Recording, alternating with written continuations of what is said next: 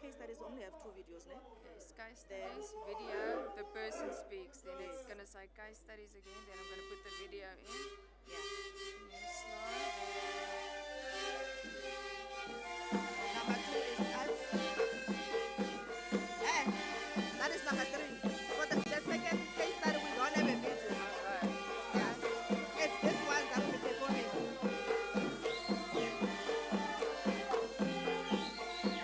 Okay, case study. Is it now this one? Yes. Yeah. Okay. They don't have a video.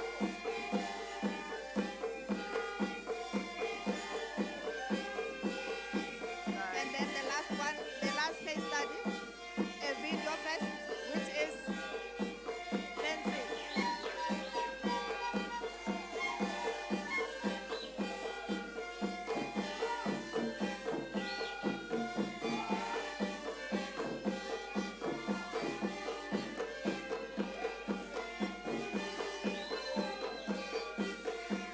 Okay. Then it says fencing. Yes. And then That's it. that's the program director. Well, there's this ICT chief one as well. She has a presentation. I sent the presentation. Yes, I got it there. Well, we're first going to program director. Yeah.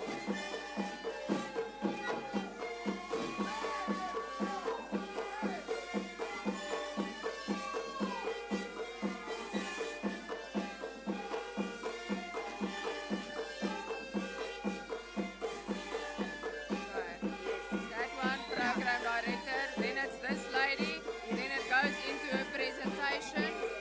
Then I must rather put the program director in again. And then that's it. Program So when we director. come back, this ones we don't have any holding screens for them. Yeah.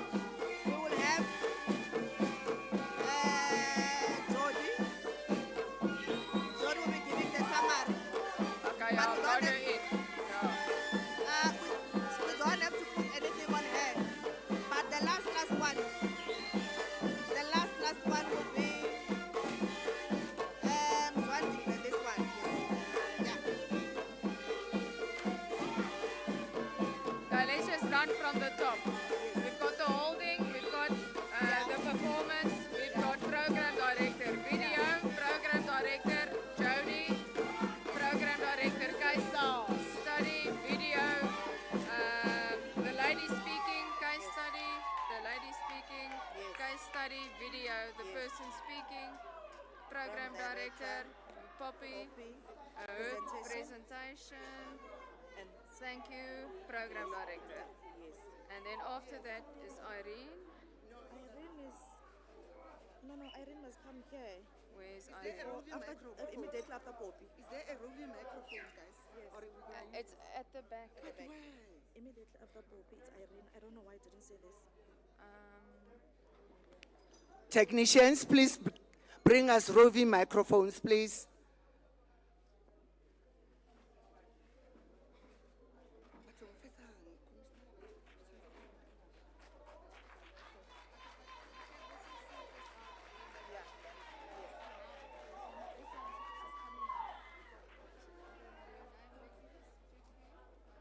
We're about to start. In the meantime, happily, we are disorganizing the program director on a serious note. So we leave it here. We leave it here. Okay.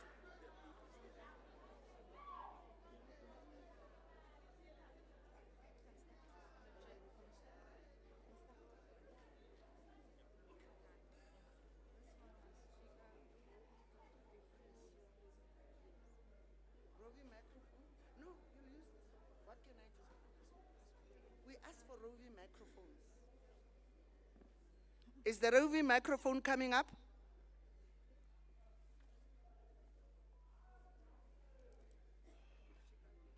It's only one. Oh, guys. And they're all waiting.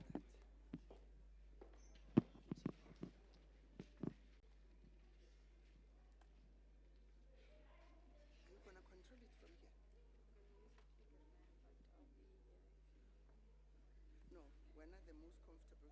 make sure that we've got our things right.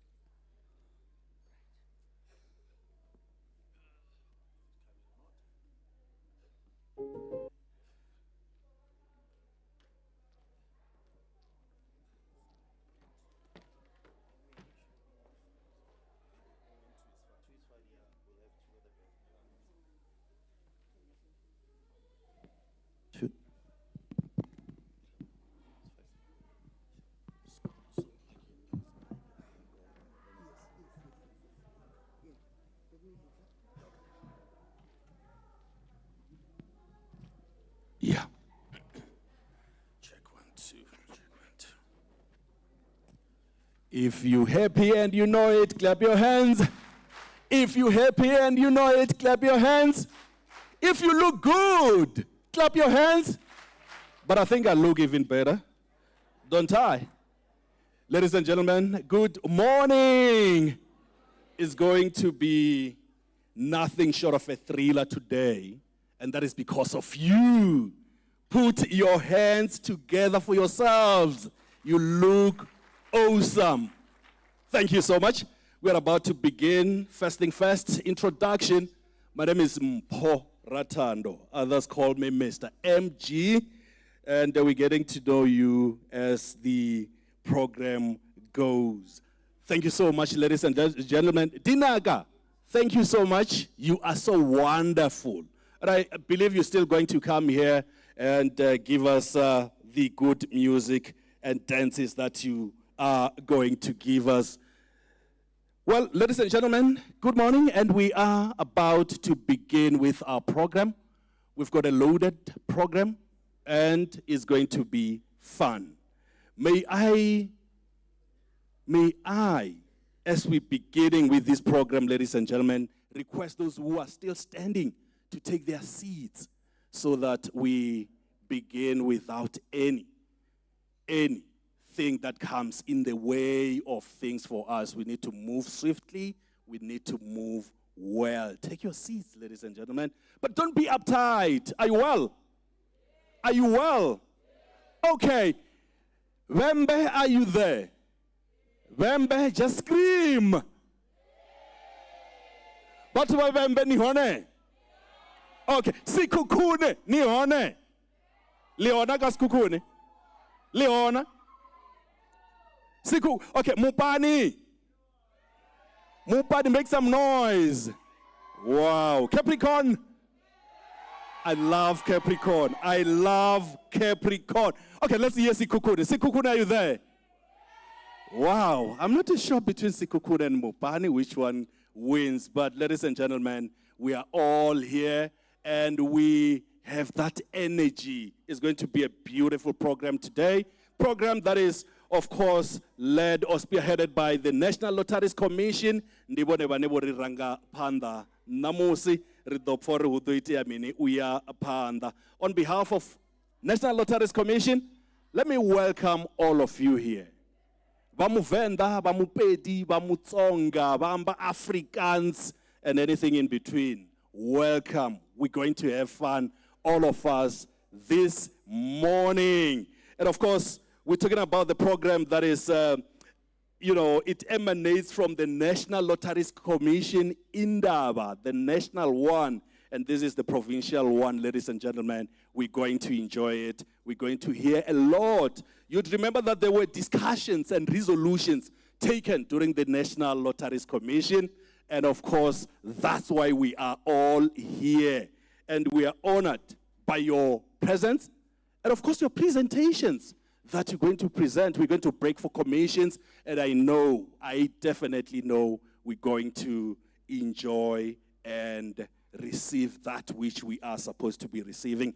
But first thing first, ladies and gentlemen, as we begin with our program, let me welcome all the distinguished guests who are here. Let me welcome all the representatives from different government departments who are here, and members of the NLC board and executive management. Welcome. And also members of the media, of course, I'm told they are here. Welcome. And not forgetting beneficiaries and stakeholders. But before I butcher some of the names here, because of course we have dignitaries. There's a protocol. There's a protocol before everything else. Before we roll with our program, of course, I'm told here there's something that needs to happen. But I'll be calling, in just a brief moment, I'll be calling Mr. Mike Likhodi, who's the provincial manager for National Lotteries Commission in Limpopo province. He's going to come here and do the introduction of the dignitaries. But before that, first thing first, in South Africa, we do observe and, of course, allow me to call upon Miss Wopeche Gladys, who's going to lead us in the singing of the national anthem. Shall we all rise?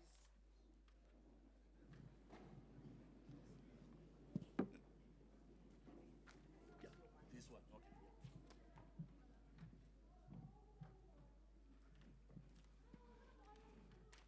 Nkosi sikeleli Afrika maluphakamisu phondo lwayo izwa imithandazo yethu Nkosi sikelela thina luswapo lwayo murena buluka sichaba ufedisa dintwali matswenye usibuluke usibuluke sichaba sa Jesu sichaba sa South Africa, South Africa. Edi blofa nonse yimel, edi deep defa nonsie. Ons gewe gebertes van die kranse aan word gee. Sounds a call to come together, and united we shall stand.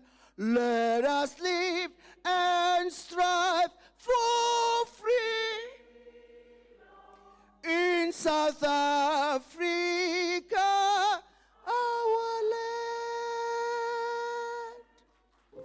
Take your seats. Thank you so much. Thank you so much, Miss Peche. Now is the time to rock and roll. Ladies and gentlemen, as I said, I'm going to call upon Mr. Likhodi to come here to do the introduction of the dignitaries from National Lotteries Commission. Put your hands together, ladies and gentlemen, for him. I think we can do better. Yeah? I like the walk, by the way. Look at him.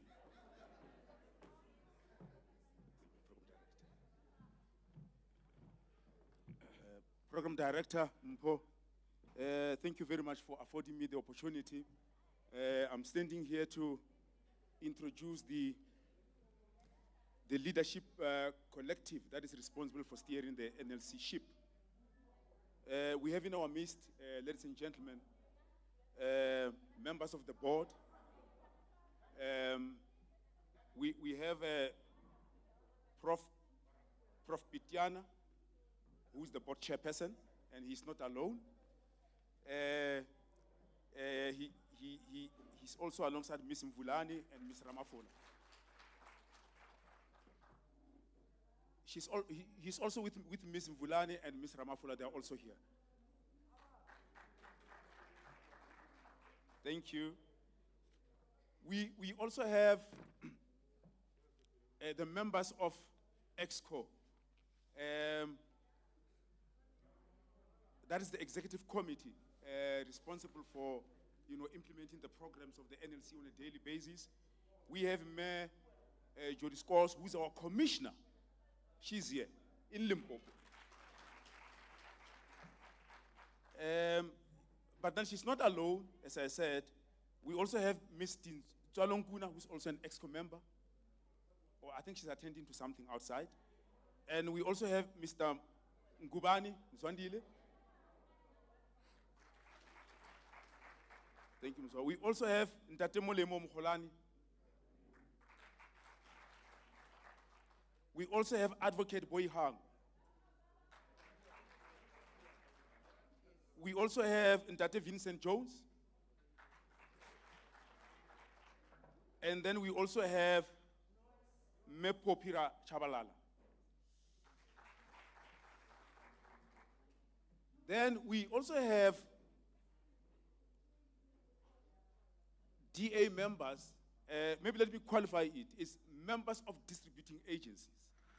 So this thing of DA members, especially because I know that the IEC is busy this weekend, it might be misconstrued. So this is not a political meeting, right?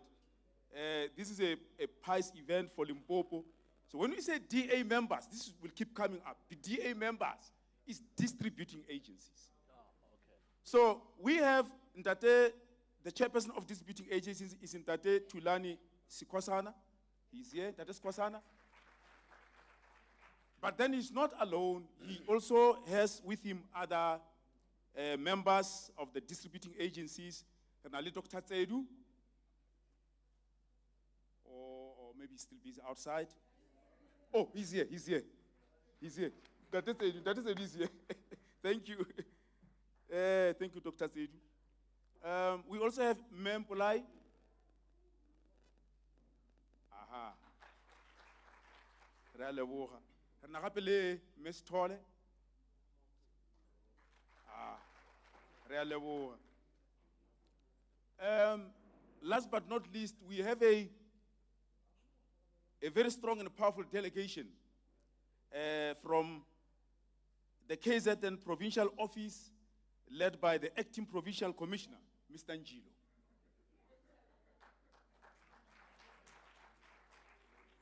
Program director, thank you. Hopefully I didn't have omissions today. Yesterday I had some problems. Hopefully we don't have them today, but as and when dignitaries come through, in particular our traditional leaders, we'll keep introducing them. Thank you, program director. Thank you so much, Bo Lihodi. For my hosi, ufina bone bo acknowledge you ngathi venda ri to luba mbila ro. Kamera chidada muhadi. I'm not doing this for you, sir, Bo Lihodi. You are not Lihoshi, but thank you so much for that acknowledgement of guests. Ladies and gentlemen, when he said that don't misconstrue DA members, I was starting to give it a nod to say, we have DA members here, really? Because I thought maybe he's talking about DA members, if you understand what I'm talking about. But those members are not political members. Thank you so much for clarifying that. Now, ladies and gentlemen, we are going to the most important part of this program as we are beginning, of course, after that introduction, Gaboli Hodi, and that is, of course, to request our technical team to sort of present to us the the summary video that reflect or that is going to show key moments as per the outcomes of the National Lotteries Commission. If you're ready, technical team, you can go ahead and show it.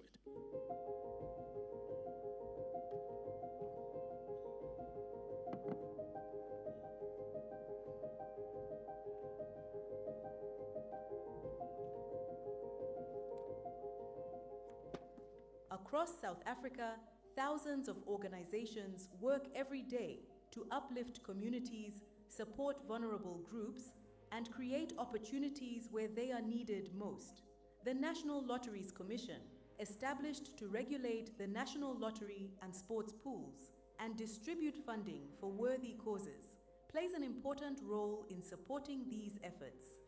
through funding generated by the National Lottery and distributed through the National Lottery Distribution Trust Fund. Initiatives across the country continue to transform lives and strengthen communities. But meaningful impact requires more than funding.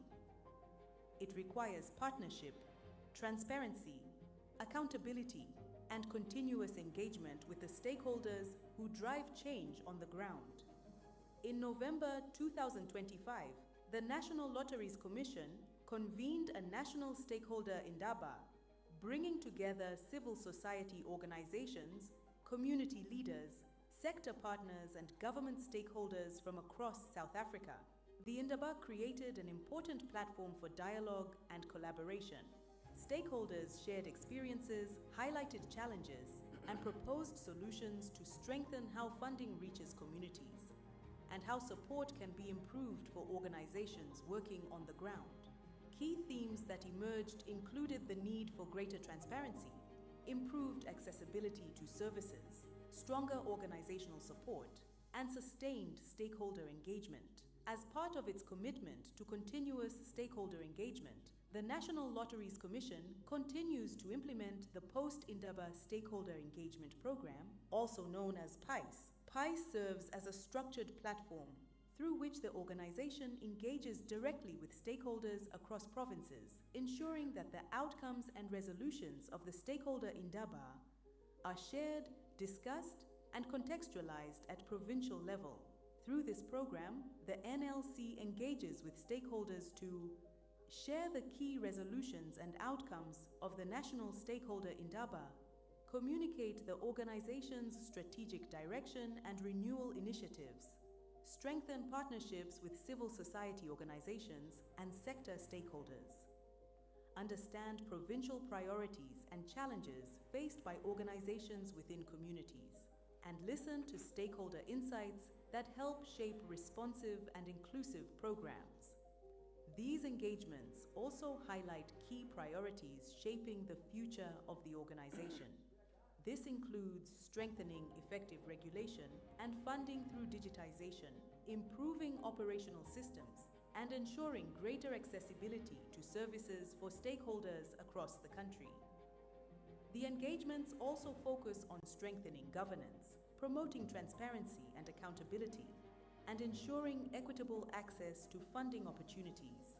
Through these efforts, the NLC aims to ensure that no organization or community is excluded from opportunities due to location, access to information, or systemic barriers. The Post-Indaba Stakeholder Engagement Program also provides an opportunity to highlight the impact of funding distributed through the National Lottery Distribution Trust Fund, which continues to support development initiatives and strengthen communities across South Africa. Through funded initiatives, communities benefit from programs supporting social development, youth initiatives, arts and culture, community infrastructure, and projects that empower vulnerable groups. These initiatives demonstrate how lottery funding contributes to sustainable development, empowerment, and stronger communities. Today's engagement forms part of an ongoing journey of collaboration and dialogue, a journey focused on strengthening partnerships, improving systems, and ensuring that funding continues to reach the communities that need it most. Welcome to the National Lotteries Commission Post, Indaba Stakeholder Engagement in the Limpopo province. Wow, let's put our hands together for that. Very insightful, very strategic. Ziyarisa petu. Ngachivenda ziyarisa petu. Ngachitsonga ringarimini. Ziyarisa petu ngachitsonga. Siyisa kunwani. Kasipedi. Yeah, ndibupedi. Nditofunesa wamba chivenda. Rekodiwa ngamanda, what a presentation. Thank you so much. Valuable discussions there, valuable information, and of course, commitments all round. That is to strengthen our collective impact. Ladies and gentlemen, with that said, it's my time now to call upon someone very important who is going to outline the purpose and, of course, strategic direction of today's engagement. And I'm talking about none other than the Commissioner of National Lotteries Commission, and that is Miss Jody Scholes. Let's put our hands together for her.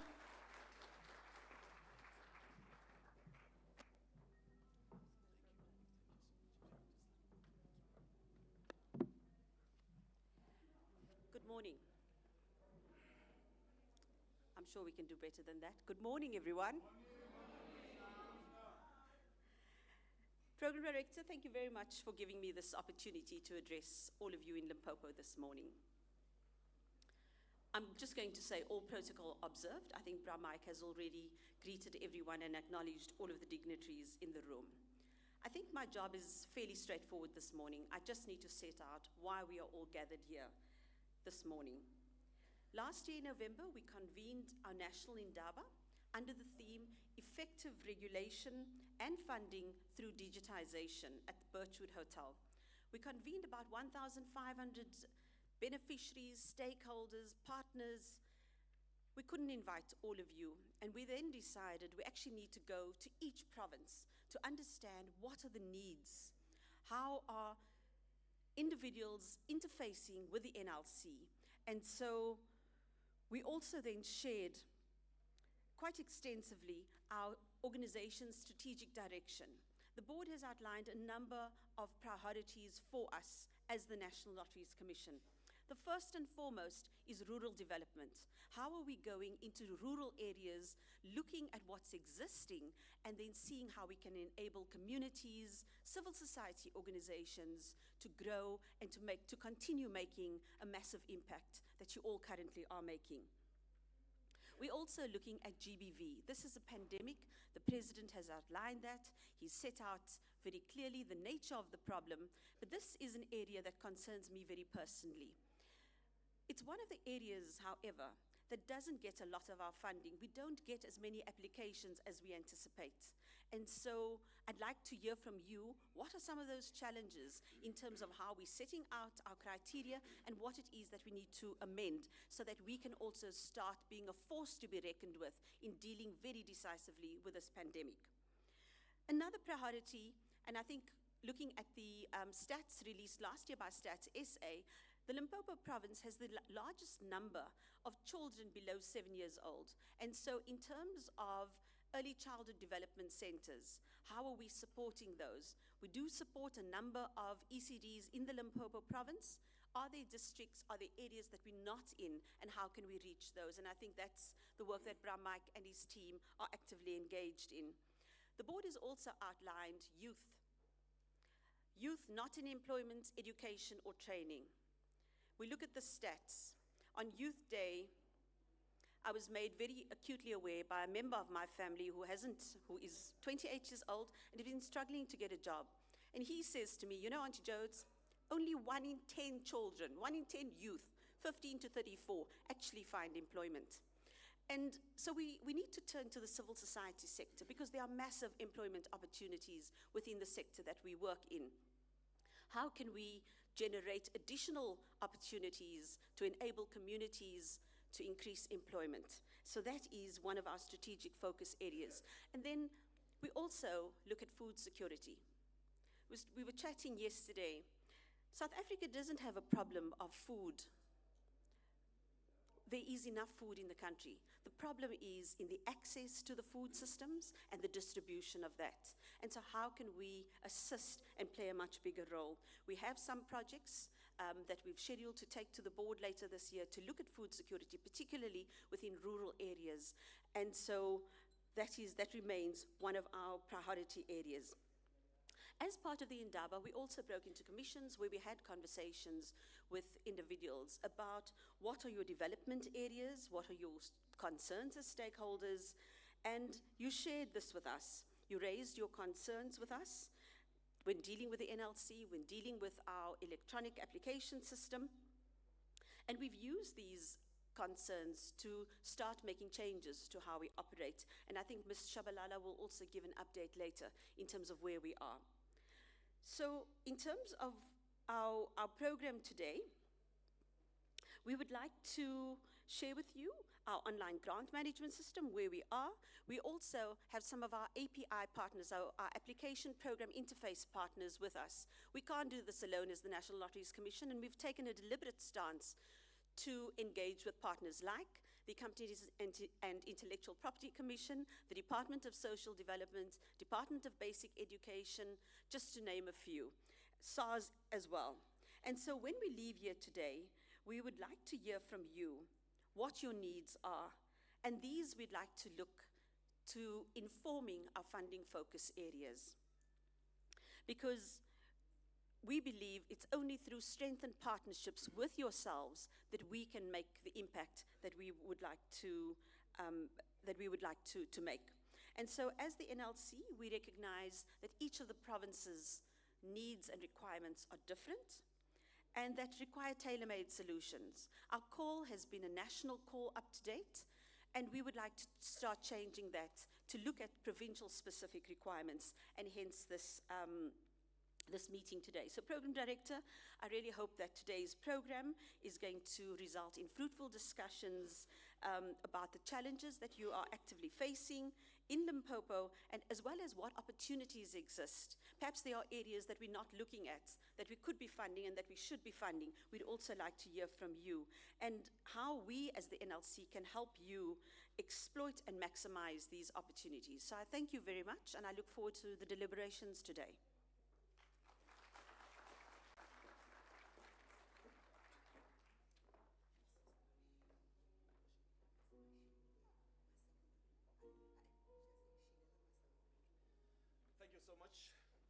Thank you so much.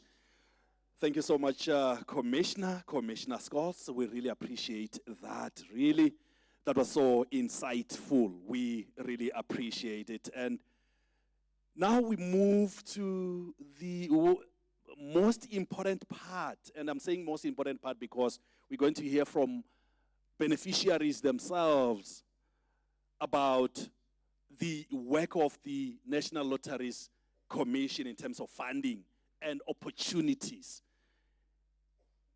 And with that said, ladies and gentlemen, we're going for the case studies to hear a lot from those people that I mentioned. And what we're going to do here, we're going to hear presentations from charity sectors.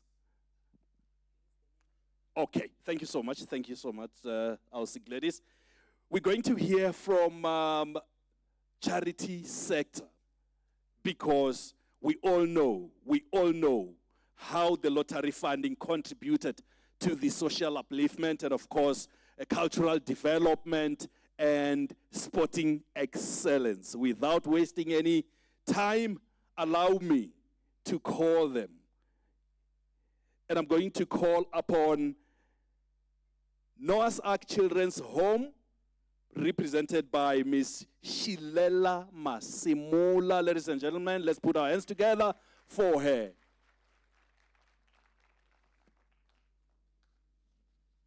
Let's try to do it. Let's give her energy. She needs energy. 2013, after we saw a need to look after the orphans and the children that were neglected and abused because of the pandemic of HIV and other economical situation that is very bad in some of the village. So we felt that's what we wanted to do. We felt God is calling us to start an orphanage. So we started it, and we bought this property here in Zambia, and and we started establishing a children's home. And the children that are coming here are referred to us by the Department of Social Development and the police. The social services normally are involved. The children come with, always come with a court order here, and then they are followed up by their social workers. Yeah. So we are looking after the orphans. We provide everything for them: their food, their clothing, their education, their medical care, their emotional care. Yeah, so we have quite a lot of staff members. We have 40 staff members, and we are looking after 70 children from birth up to the age of 18. So we receive 3 fundings.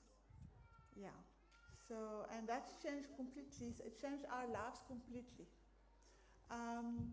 The first funding, we received a bus and a cooler room, things that we could never afford to buy. The second funding, we repair all our roofs that were badly leaking, and a lot of things, industrial washing machine that was very badly needed also. And the last funding, the main things, amongst others, we received a big setup with solar panels. We have solar panels and batteries, so now we are completely off-grid. We're not affected by power cuts, and we save a lot on electricity and a lot of other things that we needed, because the Lotto also helps us with running expenses like salaries and electricity bills and food for the children, with everything we need, so it's wonderful. We could hire 5 CYCC care workers and a nurse, extra nurse, because we had one nurse, but that was not enough, because it was a nurse that was working only 3 days a week, so we could create a job for another nurse to work the other 4 days. So we could have a nurse full-time. We have a school. Because of the lack of space in school in Zanin, the Department of Education helped us to start our own school. So we have a school for all our primary school children from grade R to grade 7. And it's a very good, they receive a very good education. It is small classes, it's education in English, so they can fit into the main high school after when they finish in Zanin. For me, I just want to say thank you to the Lotto. It changed our lives, our children, not our lives only, but the children's life completely. Wow. Wow. Let us all say wow. We can all tell what Lotto is doing, NLC is doing. May I kindly request technical guys to come here and assist a presentation quickly. It's not long.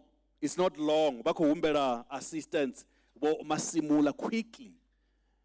There she is. But all right.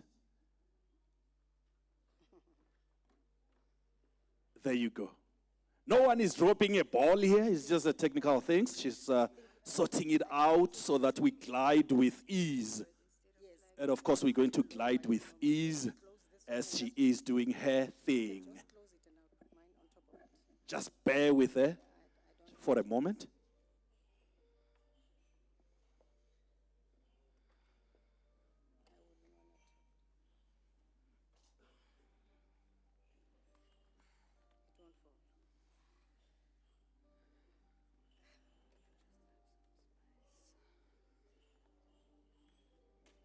You know what? I've got a solution. I'm a man, and these two ladies need a man to help them. Let me carry that laptop like this. And you're going to read from my hand. Is that not going to work? I think it's going to work. Let me hold it. Let me hold it. Now do your thing. I'll hold it for her. Quick solution. You see why ladies need us? See why you need us. You really, really need us.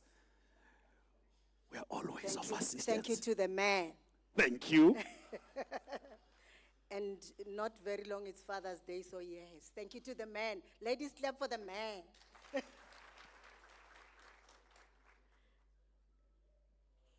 Good morning.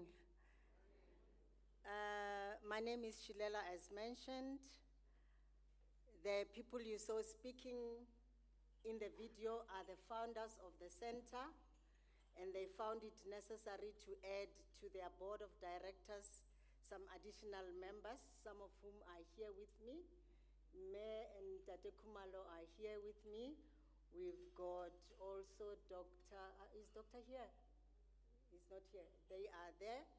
They are the additional members to the center, board members to the center, bringing some expertise of their vision. And we are grateful to be part of this great initiative called Noah's Ark Home. It is a life-changing center. For those who have been there yesterday, they would have seen the impact that it has had in the community, the challenges that it is addressing, the social ills that it is addressing. It has been there, as mentioned in the video, over 25 years. But you know there are bumps and hurdles as an entity is growing. Probably 13 years back, it started stabilizing when it relocated to the current venue where you saw it now caring for around 70 children. Now, who has 10 children in their homes? Let me see by show of hand. Who has 10 children? 10. Ga re sa dia bana ba ba lesome. Ga re sa fihla go bana ba lesome. Go a pala, ne? Now, o ka no nagana. I was told I must mix languages. Is that correct?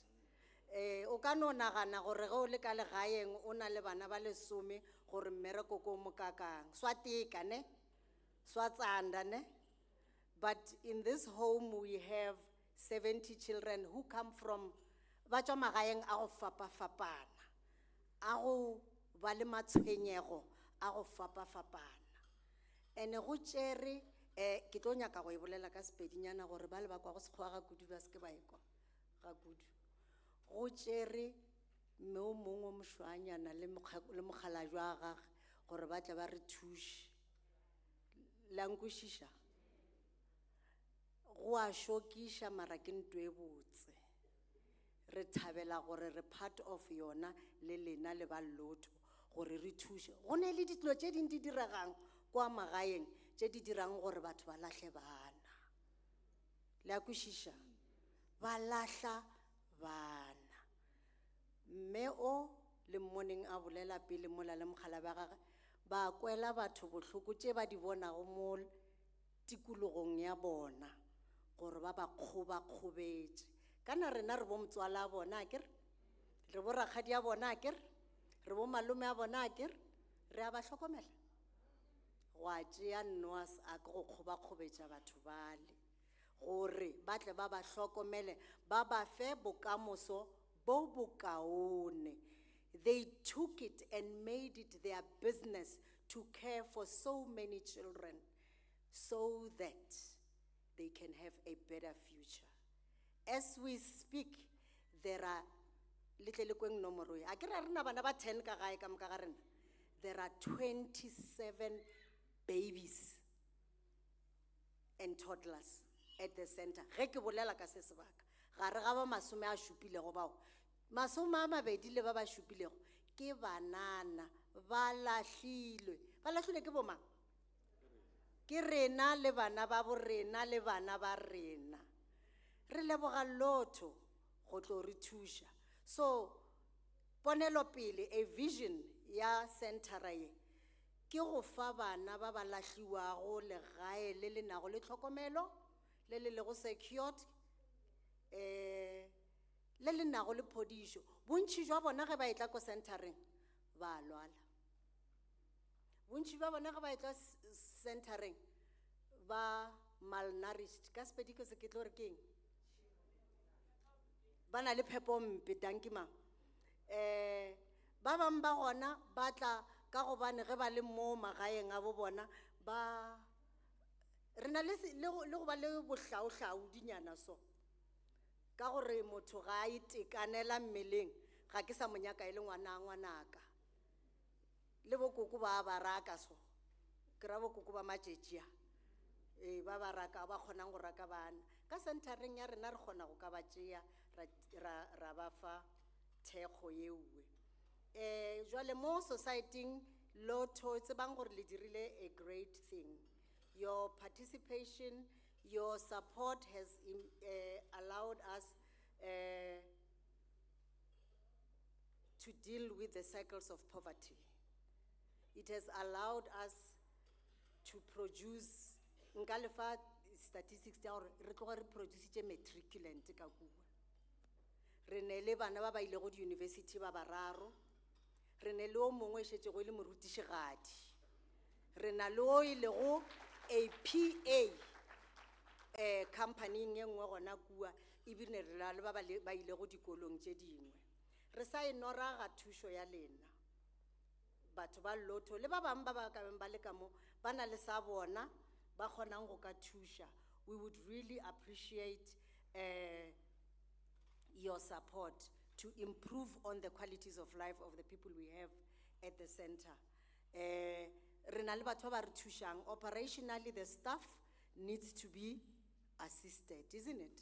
Re kgona go ba patela bonnyane jo bo ka go ba gona re gopoleng gore kana ga ba gole ga ba patele go tloga di-company tše di rilang le improvile di-qualities of life mara ba tsena ba etswa batho a kere after ba fetile re na le a need e nngwe gape ya gore ge ba phasitše matric ba bang ba bona sebaka sa gore ba tšwe comes there, then they have to go out and we don't know where to take them to. And they have to go out back into the street. A kere ba rakile ka magaeng. So re wisha go ka ba le a skills development center mo la re tla yong go ba ruta le tša matsogo le tše ba ka go tšwela pele ba yo ithuta ba re ge ba etswa ka kwa centereng ba be ba na le se sengwenyana se ba se tshwerego ka matsogo ba ya go kgona go dira eng go iphediša ka ntle jwale ka mokgwa o re šetšeng re boletše ka gona re a noraga tše dintšhi fela re a le leboga ba lotho tše le re diretšego tšona go fihla mo re lego gona re leboga gore infrastructure re a iduma ye botse le bone gore re na le legae ba bang ba tlile maabane le le nang le mokhukhwana mola ntlonyana mola ge re ka ba le legae le le bogegago ka thušo ya lena re ka bonagala re le ba ba tšwetšeng pele re a le leboga. Thank you so much. Thank you so much, Mme, for that insightful presentation. Thank you so much. Let's put our hands together for her. That was so insightful. We now understand what National Lotteries Commission is doing, ladies and gentlemen. We do. I do. But the challenge that I have to start thinking, you know what? About 10 children. I don't know where I am in terms of the number. Ati diburendi nabangana. Lababana. Itabakumaner. But most importantly, they've got more than 10. Let's put our hands together for that, ladies and gentlemen. National Lotteries Commission. That is under charity. And of course, we're going to the next case study. And of course, that is arts. And we're going to call upon Haba Bonopfi Ndibo Mr. Maloba. Or Mr. Maloba Babaka Juno Roma Dinaga. Juno Roma Dinaga. Juno Roma Dinaga. Let's put our hands together for them.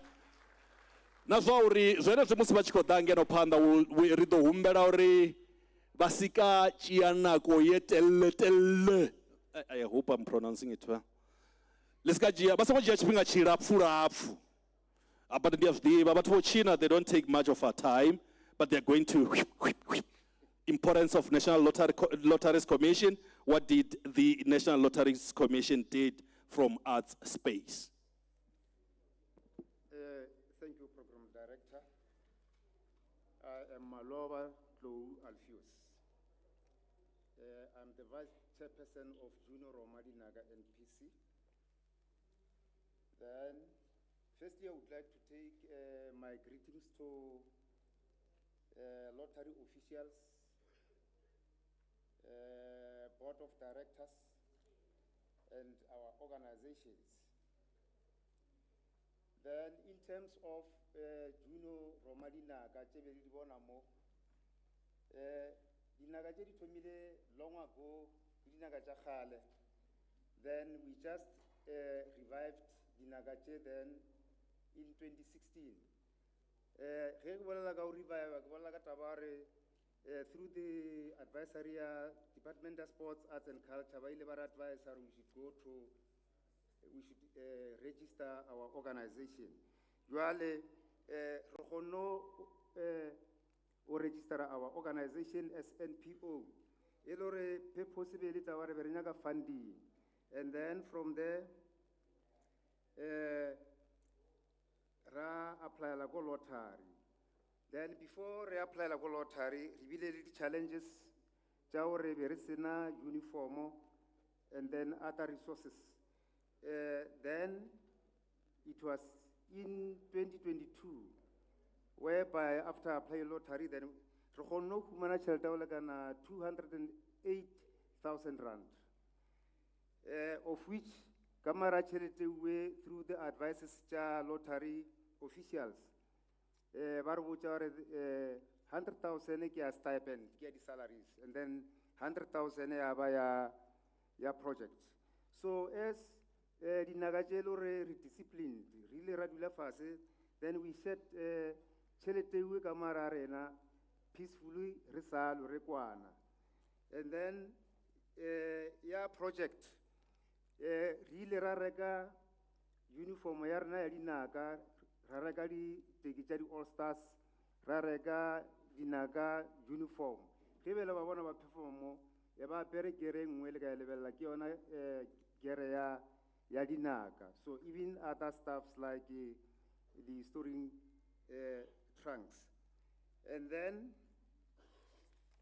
from there, impact we had ka tšhelete ya lottery. Then amongst in our group, be re na le bana ba e le gore because be re kgona o recruiter the young men and older ones. Be re na le bana ba e le gore ba le exposed to the drugs, and therefore through tšhelete lottery ile re motivate mo e le gore bona ba ile ba fetša ba tloela di-drugs, and then ra kwešiša gore we were on the right track. And then the other thing in terms of impact at the money we got, then that created social cohesion in our communities, and then in turn we secured only one permanent job at cleaning, and the others we had part-time jobs. And then visionary as dinaga, our mission as dinaga, we recruit youth and young men from streets to valley the importance of dinaga as our cultural music. And then vision, we should sustain our organization for future generations. Sponsors, and then challenges and lessons throughout our move. So, some players, while sometimes they are ill-disciplined, and then really challenge our absenteeism. But as dinaga disciplined, so really throw melao theo policies to manage such, and then community benefits. We show our talents in events, in communities, whereby then they compensate, they give us money. And then again, to foster cultural pride into community.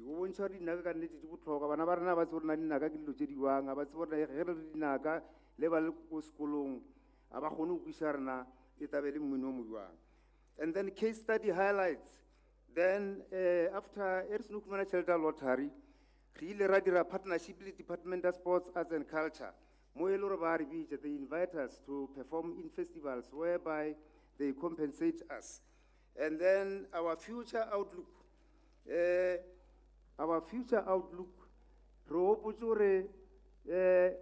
Transport.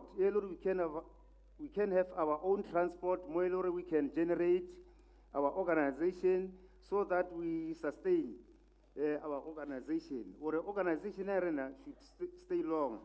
And then the other issue to protect all our resources.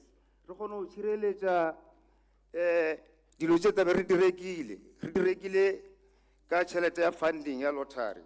And then the last item, correct records and completing reports to lottery so that in future, chance apply. And then,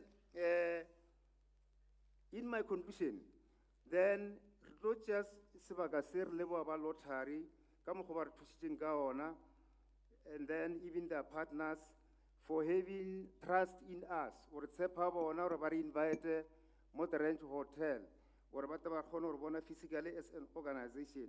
Then my last remarks. Then we are saying investing in creativity is investing in community. Thank you. Thank you so much. Thank you so much. Aliashia Nix, I just want to ask you one question. If National Lotteries Commission what were you going to say to that person? If National Lotteries Commission hoba umutu wo ba chidori mini kae libe litlo ring ko yena.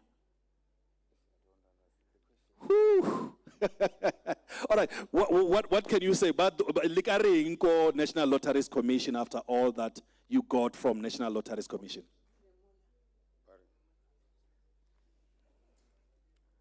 No pressure, no pressure, no pressure.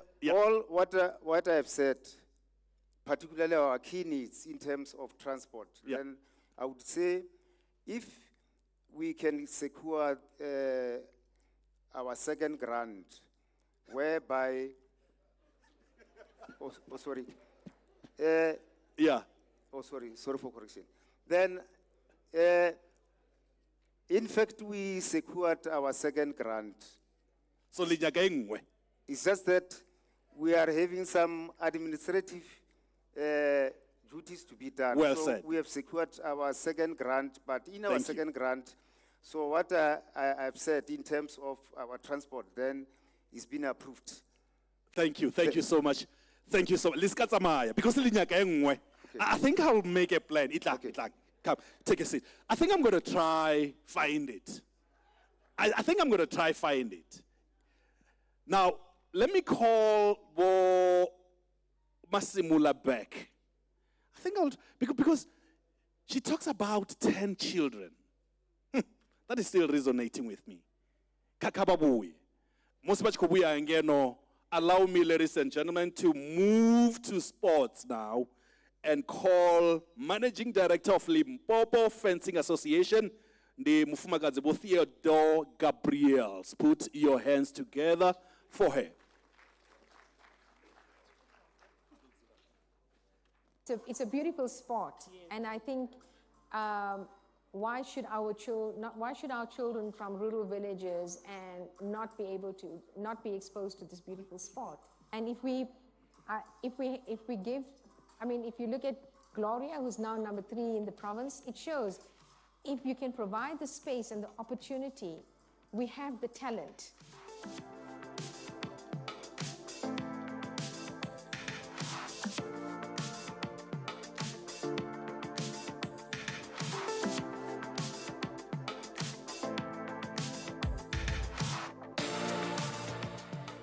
I took over as chair with the Limpopo Fencing Association in 2020, and I just thought this fencing cannot only be with a few kids, that I needed to expand it to other kids and to take it to communities that would generally not be able to fence, who don't know about it. And so I decided to start a development fencing project called the Etla Naso project. And in 2021, by the end of 2021, we started the project. We identified 2 schools that wanted to be part of the project and got 30 learners. And with the help of lotto funding, we were able to start the project, buy the equipment, and well, as they say, the rest is history. The journey has been long, because when I was fencing, at first I was like, oh my God, I'm not good at this. And I wanted to give up, but I was like, you know what, just go for it. And we got amazing coaches who taught us skills and stuff like that, and I was watching Olympics and stuff. So I got some of the skills over there. And then what I would tell someone, I would tell them to try the sport. It's amazing. They will totally love it. It's life-changing. It has remained a niche sport. It is, a lot of people think, oh, it's a white sport, And, but, I've always worked in the development sector, so it felt very normal for me to bring sport, to use the sport for development and transformation. So for me, transformation in the sport was a big thing.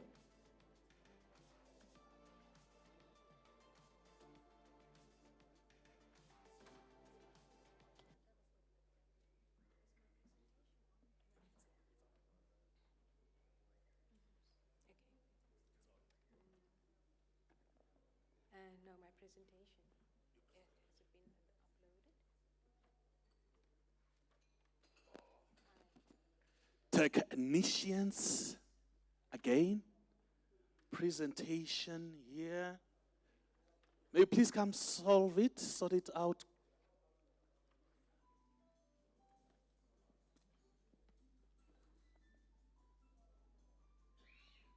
I did email it, so I'm not sure if it's there. It's a. You can just give it. I can give it to you. And then it will. It's not on? No, it's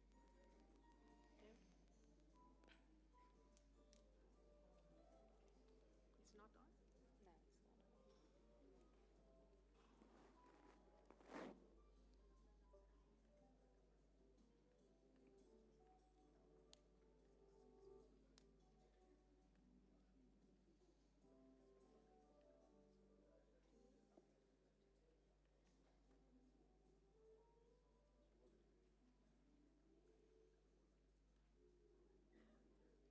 And I'm giving you about what? I'm giving you 8 minutes maximum. Yeah.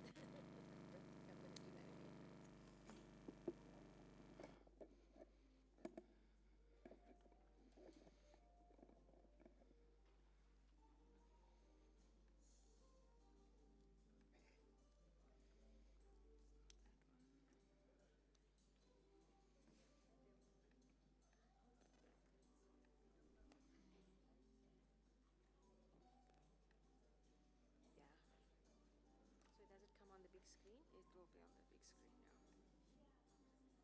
Here we go. Just click through. Yeah. Okay. Where's the page down? Just next or down? Yeah. Doesn't work. No. It's not moving. Okay, I'll just do that. No. Okay. Good morning, everyone. All protocols observed. Thank you very much for having me so that we can showcase Limpopo Fencing Association. So, who do we serve? I've been given only 8 minutes, so I'm going to speed through my presentation. So, the Etla Naso project was established to make fencing accessible to young people, as you have seen in the video. Our objectives were simply to expand access to the sport, to develop youth leadership, create opportunities for rural athletes, and build pathways to national and international participation. And we would not have been able to do this without the National Lotteries Commission, because through the funding that we received, we were able to purchase and maintain fencing equipment, expand training opportunities, support competition, train coaches and administrators, and build sustainable development pathways. So the funding did not just invest in a sport. The funding invested in people, not just equipment. Through the equipment, we were able to get our fencers to the national squad. So Etla Naso uses fencing as a tool to develop young people who are confident, disciplined, and prepared to contribute positively to their communities. So athletes develop self-discipline, responsibility, goal-setting, perseverance, leadership, teamwork, respect, sportsmanship, problem-solving, decision-making skills, confidence, and self-belief. The program has also opened pathways for coaching development, sport administration training, educational opportunities, international exposure, community leadership. So our goal is not only to produce successful athletes, but to develop capable young people who can become leaders, role models, and active citizens. Through the funding of National Lottery, we were able to and proudly say that Limpopo has now fielded the first national athletes, Black African national athletes in the fencing team. We have 6 fencers who qualified for the Commonwealth fencing competition to be held in Nigeria this year. 6 of them are from the Etla Naso project, 3 of them were reserves. And for us, after 5 years of hard work, for us to gain a position where we have fencers who are in the national team is a huge, huge achievement. So thank you to the National Lotteries. But over the national squad, we have now quite a few national medals. We have the first Black African woman in Limpopo, who's ranked number 3 in the national ranking in South Africa. So I have a little video, and I hope it'll play, but maybe not. Okay. Yeah, okay. So the project focuses on capacity building. So we had, through the Lotto funding, we were able to have 3 coaches. We've been battling with coaches in the province, but we were able to train 4 coaches, 3 who were actually qualified, through the French Global Fencing Masters, a very renowned French company that does coach training. We also had 3 women who completed the sport administration training, and athletes gained leadership and organizational skills. So we are not developing athletes, we are also developing future sport leaders. Empowering women, through the project, LFA was able to actually access a bursary for one of our fencers for their university studies. We have 2 female fencers who from the rural villages who are actually now going to be traveling to Switzerland for an international training camp. We have 3 females who completed the sport administration course. And these opportunities would have been difficult to access without support structures created through the program, and if the Etlanaso project did not exist. Through the project, we've also been able to create international pathways. So we have strategic partnerships now with the Global Fencing Masters, the Basel Fencing Federation, Caliber sponsorship from Hungary, and these partnerships provide coaching development, international exposure, athlete development opportunities, and long-term sustainability. So the athletes come from communities where fencing was previously unknown and inaccessible, and where they do not have structured programs after school. So today they are competing nationally, they are winning medals, receiving bursaries, traveling internationally, becoming coaches and administration. And this is the power of opportunity. And this is what NLC has funded for us. It's been able to give us the funding so that we can create opportunities for our kids in the rural areas. So the impact at glance, direct beneficiaries 56, total LFA athletes benefiting 140, high schools 3, we've added 1 primary school, coaches trained 3, administration, and you can glance at the rest.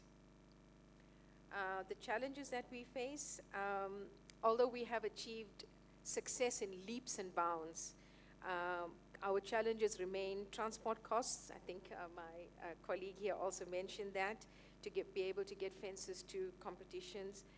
Specialized equipment, we have, when I took over, started fencing in 2021, we had 1 body wire and 2 pieces and about 5 kit. Currently, through Lotto funding, we have 3 competition pieces. We have proper equipment, and we are able to expand our project and add a primary school to it. So our equipment has grown in leaps and bounds as well. We need to have more competition exposure, and more importantly, we need to improve our coaching, number of coaches in the province, and we need to be able to access coaching stipends. So far, we have not been able to create any job creation, because for some reason, nobody wants to fund coaching stipends, and it's difficult for me to retain a coach in the province when I cannot be able to pay the coach. So Lotto, please listen to that, very important. And our access to international opportunities. Looking forward, our vision is to expand into more rural areas. I have just included a school because I already work in a project, in a reading project there. I've included a primary school, the Mashashane Primary School, into the program, and they will be doing their first national competition at the end of the year when we host the junior nationals in Limpopo. Our vision is to increase athlete participation, develop more coaches, strengthen our international partnerships, create more educational sporting opportunities for young people, because every opportunity creates another success story.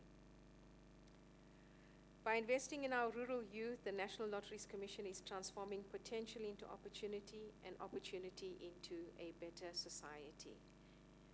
Because because the sort of motto going around in the province is that every child who is in sport is a child who is doing something positive and off the street and off drugs and etc. etc.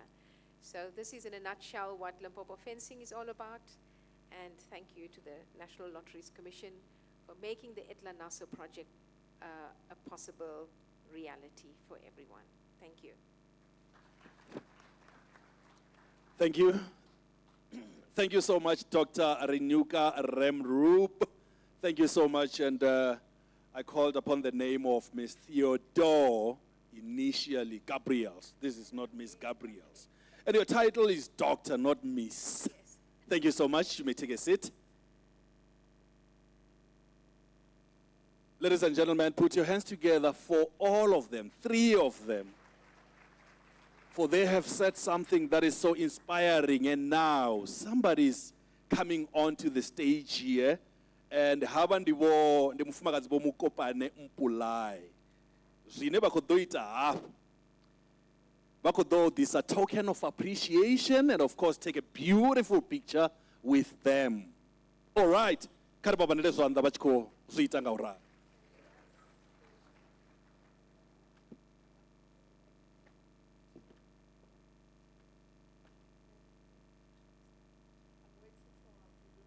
This is beautiful. Videographer ready. I see it's rolling. And camera lady, there she is. She's coming.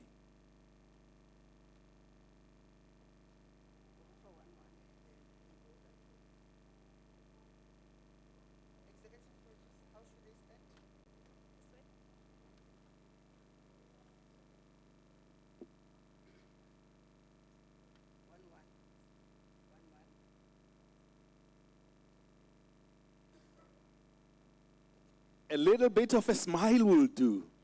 Just a smile. I don't want to say to you, say pirates. I don't want to say that. But you can say Kaiser Chiefs. That will do.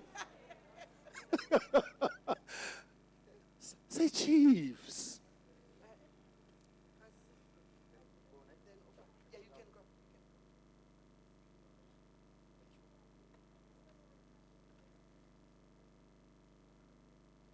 Beautiful. Beautiful.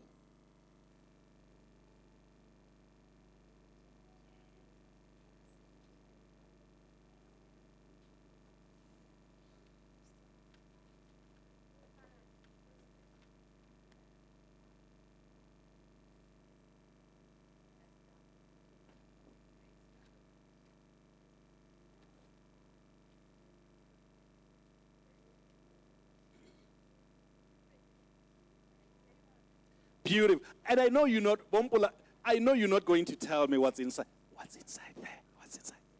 Money. It's numbers. Is that? Lotto numbers. Woo! Ah, yeah. Lotto numbers. Somebody's going to play and win. Win big. I don't trust you. I don't trust that smile. Thank you so much, Bo Mpulai, and all the people who gave us presentations from different categories here, from charities, arts, and of course, sports. Thank you so much for that. And now we turn our attention, ladies and gentlemen, to innovation and service enhancement. And the National Lotteries Commission continues to modernize its systems. That is to improve efficiency, accessibility, transparency, and stakeholder experience. And we're going to hear from someone who's going to give us sort of an update on the modernization program of the National Lotteries Commission and partnerships supporting these initiatives. And ladies and gentlemen, help me in welcoming onto the stage none other than National Lotteries Commission Chief Information Officer, Ms. Poppy Chabalala, together with the application programming interface partners and others. All right. Naile walk. Naile walk. Beautiful stuff.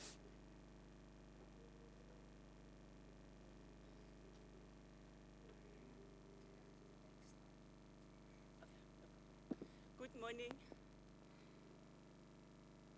Tobela, the lodge, Good morning.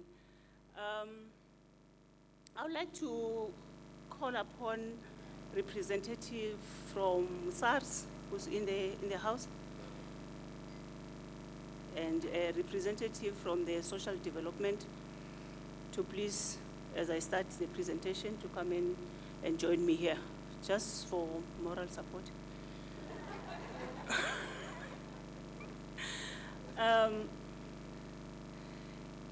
I think I will just go straight into my presentation because they gave me 30 minutes, and knowing myself, yeah, I get led by the Holy Spirit.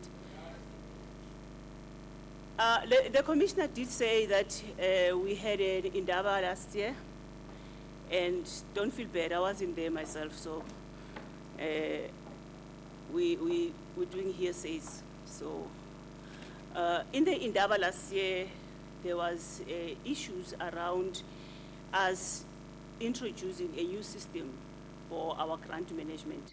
So at the time of Indaba, there was more discussion around the issues of digital access. Now you say we have a system, how do we access it, and those kind of things. But we have moved now. Now we are looking at where we are. But before I get to that, I just want to just look at what we picked up when the big Indaba was taking place. The system was still new, it was not stable, and we call our system Tutuka.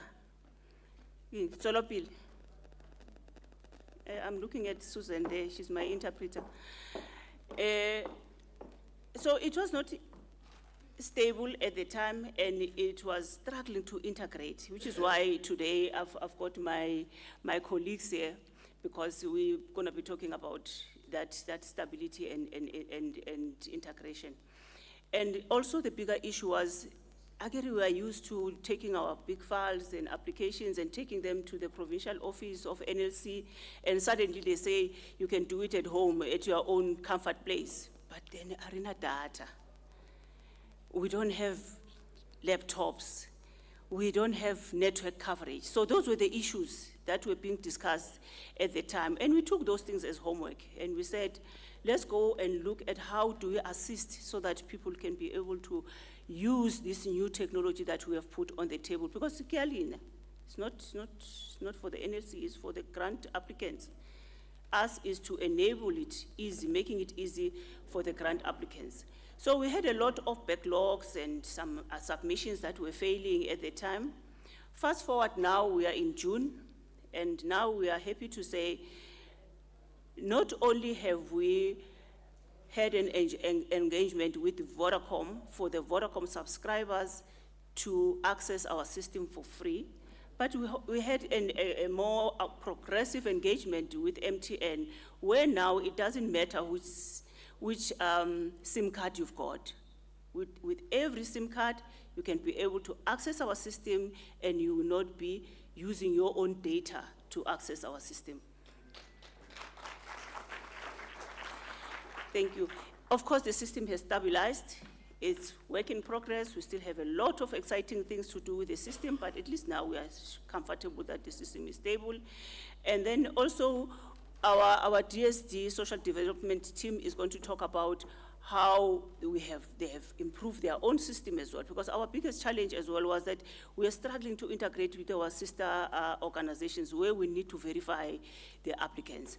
But we are now at a much better stage in that regard, and now we are saying that our focus has now shifted from November to now where we are now talking about compliance, because we are starting to see more challenges around compliance. I just thought that let me just highlight the things. You know, I like Limpopo, and you are the only guys that are getting the scoop around this one. When I grew up, I don't know, Professor. Now, when I grew up, when we were writing exam, yeah, but KZN will understand me. Yeah, where you get to know what is coming in the exam and prepare yourself right. So I'm giving you a scoop about how to actually access and successfully get our grants. First thing is that you should be in good standing with social development. That's the main thing. We can't interact with you if you're not in good standing with social development, the CIPC, and the SARS, because those are our sister organizations. We don't know you. We would love to trust you, but now we've got auditors, we've got all other stakeholders that are saying, how could we just trust them because they look good? You need to have evidence. And for us to have the evidence, we need to check with where you register your organization. We also need to check with where you are accountable in terms of your taxes. So if you've got those ones right, and the other thing, make sure your bank is the right bank. I'm not going to say much, but I just want to leave it to you. Make sure that the bank can vouch for you when we are asking about you. And also, stay away from fraud, because we are very close friends with the South African Fraud Prevention Services.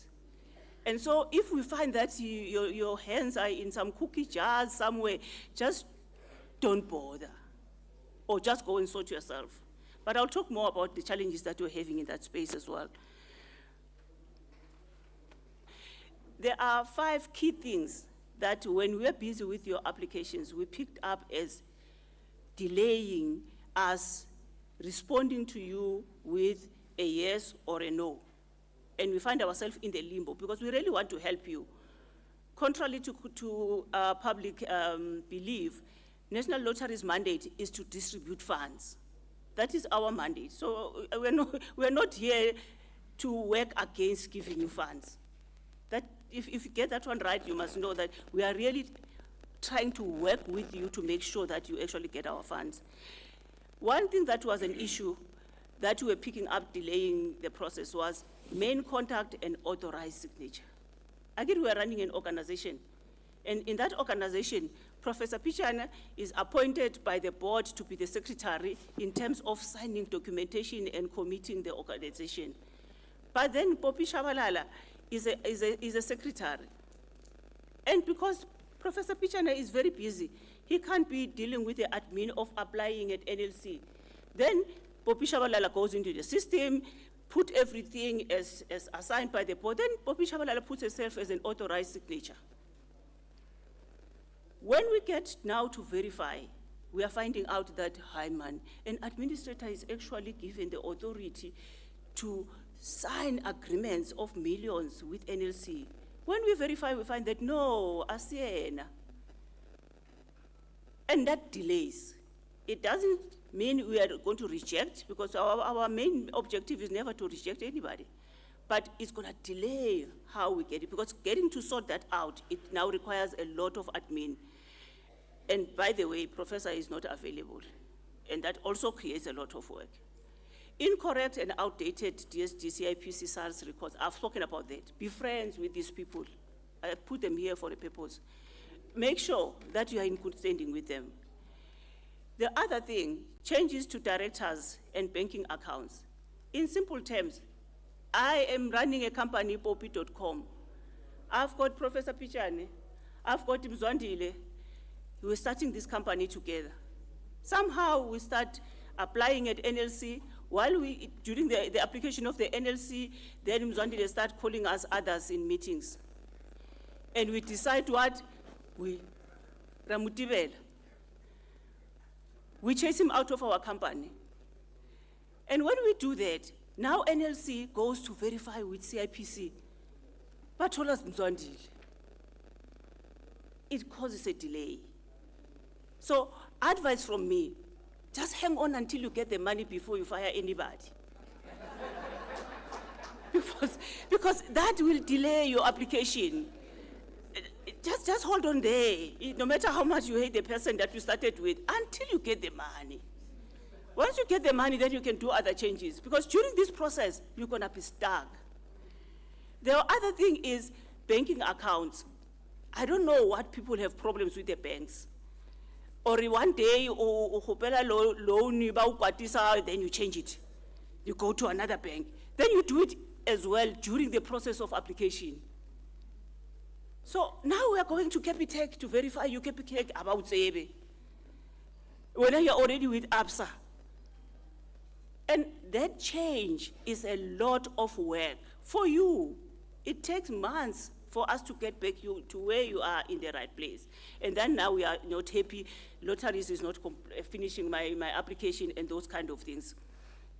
I've spoken about the SAPF, but what I want to highlight is that we also didn't know much about the services of the South African Fraud Prevention Services. And we learned it on the journey, and I need to come up front with this. Because, again, I told you about the Popit.com company with Professor Pichane and Zwandile. And then now, I get to hear that Mzwandile is having some hands in the cookie jar somewhere. And then as a responsible citizen, I go and report him to the South African Fraud Prevention. You know what they do? They don't only list me in the database, they also get me listed as well. And then now when Lotteries is doing the verification, then they find that Poppy is appearing on the SAFPS database, and as a result, you cannot get your funding. But now we have learned. Now is not the case. Now we have learned that in that database, there are perpetrators, there are victims, there are, what do we call them? The people that speak out. So everybody is in the same database, but it's got a code that says you are a victim, you are a perpetrator. So now we can be able to sift Pomzwandile out of the list yabo Popi yabo. Now, further scoop for you.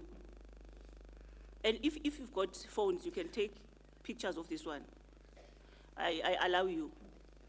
Before you submit, when you just think like, I need funding from NLC, before you go into that system and do anything, make sure you're in good standing.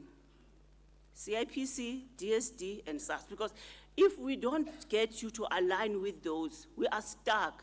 Remember, I told you that we've got auditors. We cannot give you if DSD says, we don't know you. If DSD says that, no, you are not staying in Limpopo, you are staying in Northwest. So all those things need to be up to date. And I'm glad because DSD will also talk about how their system has improved to help us, because we went to them and spoke to them about our challenges. And I can hear, and I've seen the system, it's really coming through for us. Now the ball is on your court. Confirm directors and bank details. I've said that. Before you go on, check your standing. Do you still want Mzwandile to be part of this funding? If you don't, check him out before you apply. Because once you apply, stay with him until ching-ching in the bank. Otherwise, you are in trouble.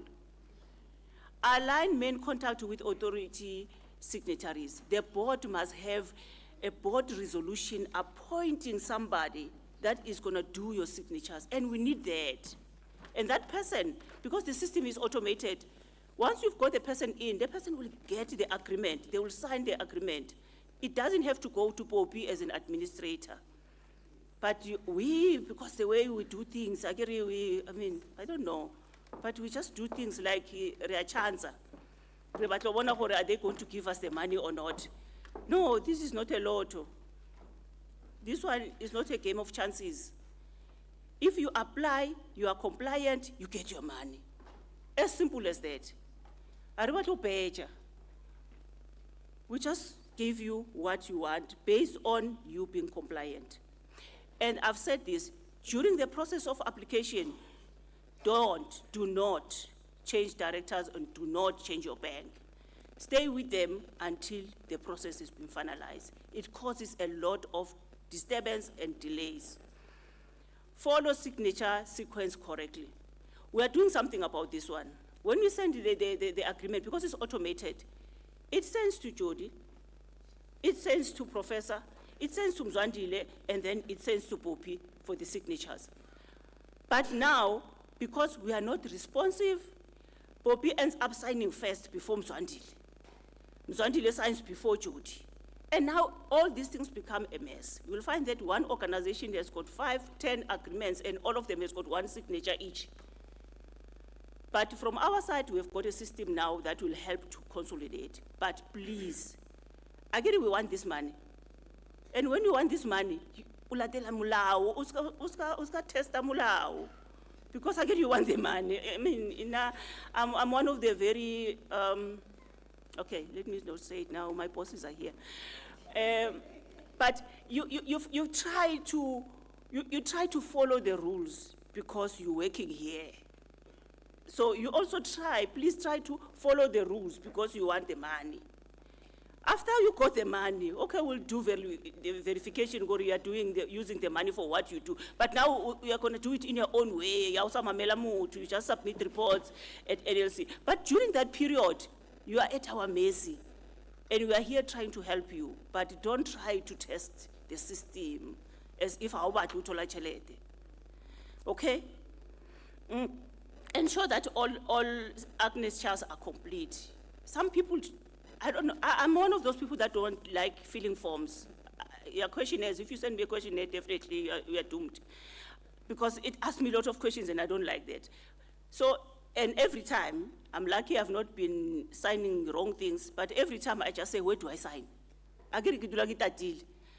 This is your agreement. Please make sure you go through everything, check it, sign where it's supposed to sign, because where you miss signing, you are not going to get the money. And it's a problem. Attach all documents accurately. And I'm saying accurately because, hey, attach your ID. Mutu ulokela snepe. I mean, really, what do we do with your picture in the beach when we are asking for your ID? You guys are thinking we are joking. And then you are asking for bank statements. Mutu ulahlela CV. Ubatla mushumo or ubatla chelete. So all those things, guys, they delay. We're not going to say you are rejected, but we're going to stay with your applications for months, trying to figure out what has gone wrong here. And as a result now, we have appointed more people to go through the documents, because so they are checking the documents. Okay, we are getting to the next phase of our system where we're going to be able to have the artificial intelligence to read and tell you immediately if this is an ID document, or this is a picture, or this is a bank statement, and this one is a CV. But we are not there yet. So while we are not there yet, guys, please work with us. Don't try and test. Why wait when you're asking for money?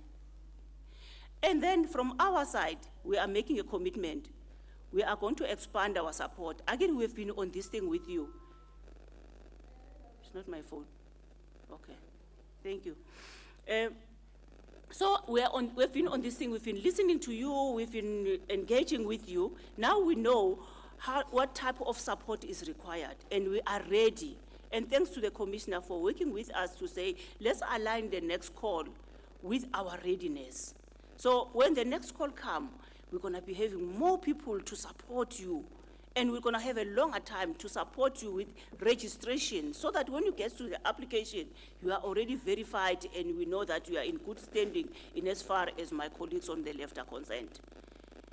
And then we're also going to improve our communication. We're going to be all over with communication. We have appointed a service provider that is doing change management, and change management to us is to help us to articulate what we want from you and getting feedback from you to improve ourselves as well. And the other thing is that we are doing more enhancements on the system. Like I said, I made one example, but we are doing more. And the system, we are busy with the tender evaluation for that. If we do all these things right, we're going to do faster adjudication and payments. You know, when you go through the system, I did the demo for the system to the board. We took less than 3 hours, and that was real time. If you got your documentations, everything is right, you can apply today and get your money before end of the month, because the DAs are sitting, the DAs are sitting every week or every other week, depending on the volume of work for them to adjudicate. So we should be doing our responses to you very fast. The delays are what I said to you earlier. We are going to reduce backlog. No one is going to say, apply last year, I'm still waiting. That is going to come to an end. We're also going to improve transparency and trust. because we're going to have your database, going forward, we're not going to be asking you the same thing over and over. But now it's a new system. We need to make sure that we verify. But once we verify, the next thing, I think those guys that are using a lot of electronic applications and stuff, you know what? If you already have a profile, you don't have to constantly fill in your information. Maybe you just tick to say, I confirm that the information has not changed. And that's all. And we are getting to that. But before we get to that, we have to have clean data of you that is credible. And the other thing is, we are going to turn the corner on fraud, guys. Lilapile. Ke batho ba ho frauda lotteries. No, we need to turn the corner. We can't keep apologizing about that. And in all things, I'm saying to you, the system is now stable. What is remaining is your compliance, so that we can be able to move forward with speed. And success of your application depends on how well you have completed it, how compliant you are, and how verifiable are you. Because we also need to verify that. But in a nutshell from me, firstly is compliance. Once you've got your compliance right, submit your application with us. Once you have submitted your application, ching ching, mushito utswela pele, isn't it? Thank you very much.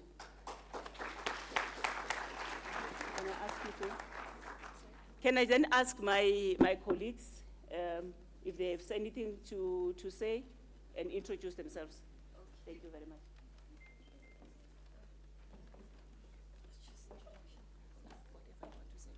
Oh, okay.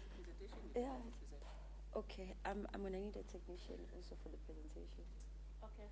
Okay, whilst I wait for our technician, a warm good afternoon. Is it still afternoon? Is it still morning? Oh, I'm too proactive with time, I know. So my name is Noktula. I would like to humbly greet everyone here in this room. Thank you for coming and honoring also this beautiful gathering, our esteemed guest, and also acknowledge respectfully all dignitaries. Sorry. Yes, I did send it to Debo. But I do have a USB.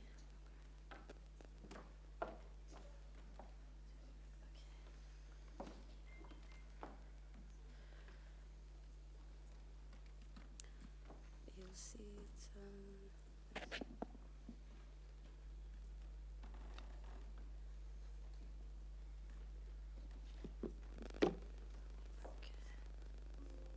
It's not showing me the sets, right?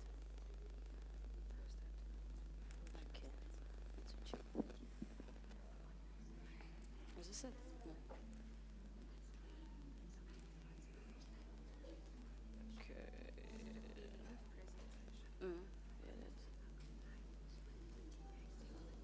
Yeah.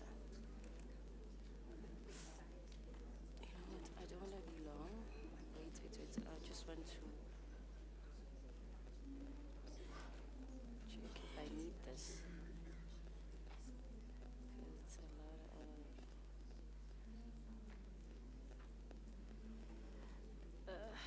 You know what? I don't even know how much time I have, but it's fine.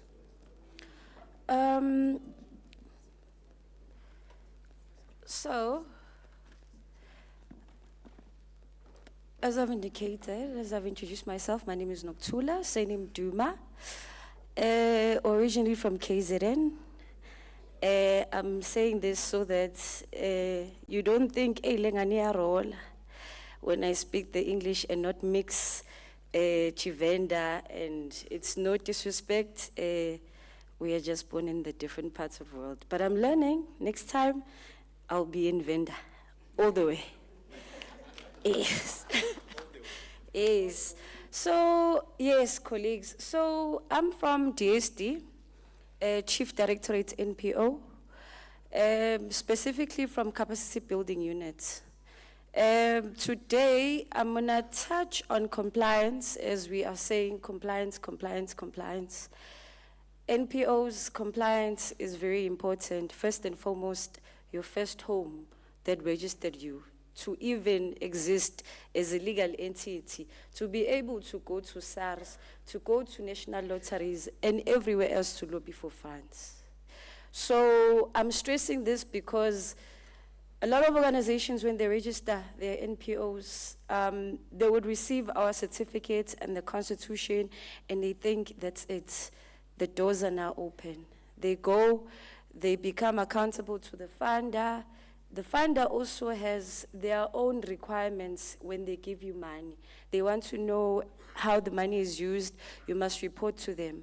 Then organizations, they will then prioritize submitting those reports to the funder and neglect the first home that registered you.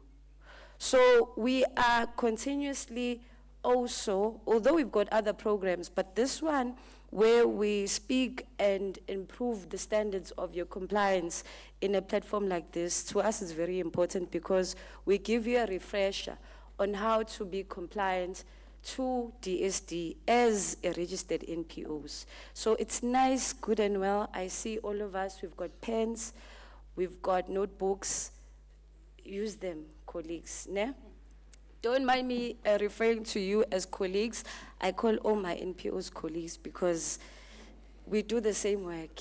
You do the most part of it there in the field, in your district, in your communities, and so forth. With that being said,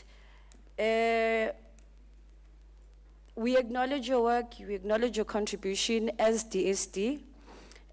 Government also relies heavily, NPOs, on you to function, for you to be able to deliver services and programs that is aimed at addressing all the social ills that you see in your communities.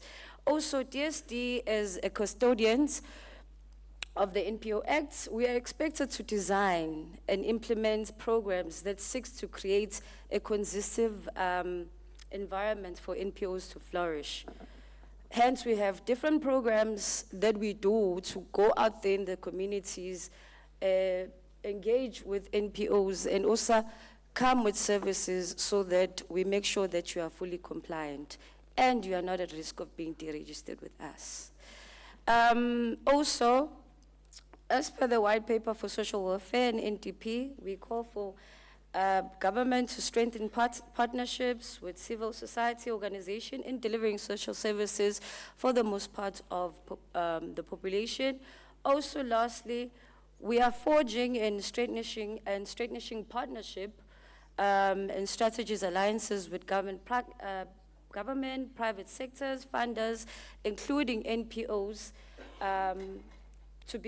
that become critical towards delivering of the mandate of bettering the lives of South Africa.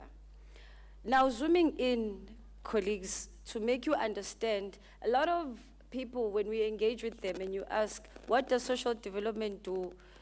They just refer to us as SASSA. Yes, SASSA is our entity, but you must understand as an NPO what services and how we support you as NPOs. So, as per the NPO Act, we register NPOs, voluntary associations, we register non-profit companies, we register non-profit trusts. We keep a register of all these NPOs that are registered. And currently, colleagues, we have over 380,000 organizations that are registered in our system. What is sad is that half of them, they are non-compliant. So that's why we implement programs. We do roadshows as DSD. We work together in partnership with provincial departments, NPO units. We work together with our stakeholders that even support you in terms of funding so that we know that our roadshows, at least you have the services right there and then your compliance is improved within the NPO sector. Also, we have, we monitor your compliance, and also we work closely, like Ms. Poppy has said, we are all friends. So what you don't know, NPOs, is that we as stakeholders, as government department, it's our responsibility to come together constantly to find out each and every developments that are needed within the sector so that we come together with systems and programs to further support you. So that's our mandate as NPO Directorate. As an NPO, when we speak about an NPO that is fully functional, essentials of an NPO, colleagues, it's also important for us to remind you on how to formalize yourselves. Because a lot of times when money is being chowed within the organizations, you don't have proper systems in place yourselves. So it's very important that when you establish yourselves as organization and as you grow as office bearers or as members in your organization, you establish yourselves in different structures. And organizations, they should have your governing board. They should have your management team. Management team are the people's colleagues that we employ within our organizations. You yourselves, when it comes to your structures, organization, truth be told, you get confused in terms of what is my role. What is my role as someone who is employed in organization, and what is my role as a founder, and what is my role as a board member. So it's very important that you first establish yourself in those structures, you know your roles there. Also, meetings are very important within organizations. You keep minutes and you keep records, attendance registers, which are records of all those meetings.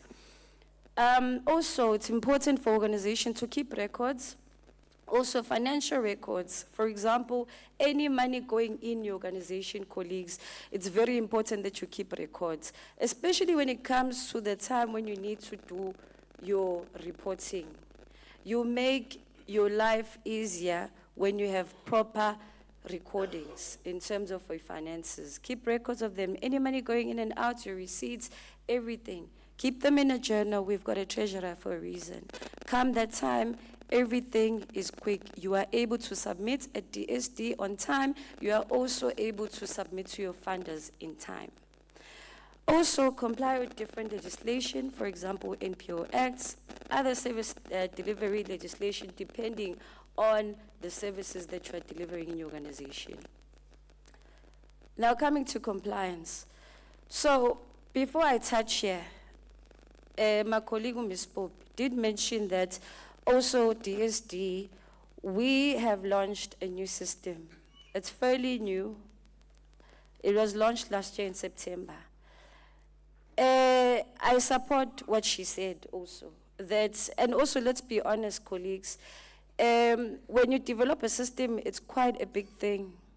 It can either pick up and everything moves swiftly, and then in the middle of it or at the end of it, it crashes. So, and it will have its own, issues and glitches, which that is where we started as DSD. So our new system, you can access it on www.npo.gov.za. NPOs, I need you to pay attention to this. We've been doing a lot of roadshows within the provinces. These roadshows were geared, this is how also we got to engage with the new system as officials, bringing services to you as NPOs. Yes, in the beginning, it started off having many problems. Organizations were not even able to create profiles properly. They were not getting communications in terms of them being verified. But now, since I did mention that we've been going around the provinces, those that we have reached, if I were to compare from the time, September, up until now, a lot of organizations have been able to not only be trained on the new system, but also been able to have that assistance in terms of navigating it and understanding it. Not only were we doing that, but we were also training our provincial and district officials for them to be able to assist you when you come to the DSD offices, when you are not able to at first understand the system and navigate it yourselves. Ne? But with this new system, I must also highlight, it does require you, like the NLC system, it does require you to create a profile of this organization. One organization must have one profile. Once you've created that profile, then you'll be able to access all DSD offices that you need, that you use to go to the office and submit those papers of. So you can access it yourself at home, or you can go to your DSD offices to be assisted, but it's now fully functional. But also, whilst on these road shows, I've been part of them myself, we were seeing at some issues that would happen, organizations maybe not getting SMSs for verification and all of those things, as a DSD official, especially the NPO Directorate officials, we always had a homework to note down each and every problem. Once we have done that, we would submit it to our principal. 11. Okay. We will go onto the system, we would engage with our service provider, and they would improve and fix those issues. So also, ours, the system, it was a growing baby, but I believe now it's a teenager. Remember, after teenager, you become an adult. Yes. So that's the updates on terms of how it has been improved. Quickly and lastly, on compliance, because I started with it. A lot of organizations, they don't understand when we say to them, you must submit reports, what do we mean? What do we want? First and foremost, when you submit reports to us colleagues, it does not matter that your organization for that particular year, they did not do any activities, they did not do any work, or they did not receive any funding. If you are registered NPO, you must submit to the NPO Directorate annual reports. When do you submit them? You need to submit them after your financial year end. You've got a period of 9 months, of which within this 9 months, you must make sure that your reports are submitted at DSD or on the system. So these are the documents that we need. For organization that is funded, we've got a standardized narrative form. Some of us are familiar with it. But if you have engaged with the new system, once you've created a profile and you've linked your profile, you'll be able to submit your annual reports there. The narrative report is just a matter of typing the information that the system requires. Same thing with the audited financial statement, which is a second requirement. So we require narrative reports, audited financial statements. Audited financial statements, they are accompanied by an accounting officer. So it must have an accounting officer's report. This is for an organization that is reporting and they've received funding and they've got audited financial statement. For the organizations that for that particular year that they're reporting for, maybe they did not receive any funding or they don't have audited financial statements, they themselves must submit to DSD, but their requirements, the documents are a bit different. Still, we do require the narrative form. It must be accompanied by our Form 18A, which is our affidavit form.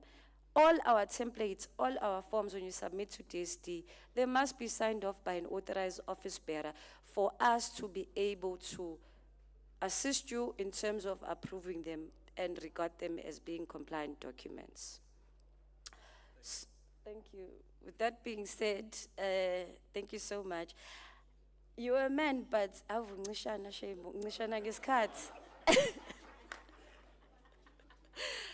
no, thank you very much, colleagues.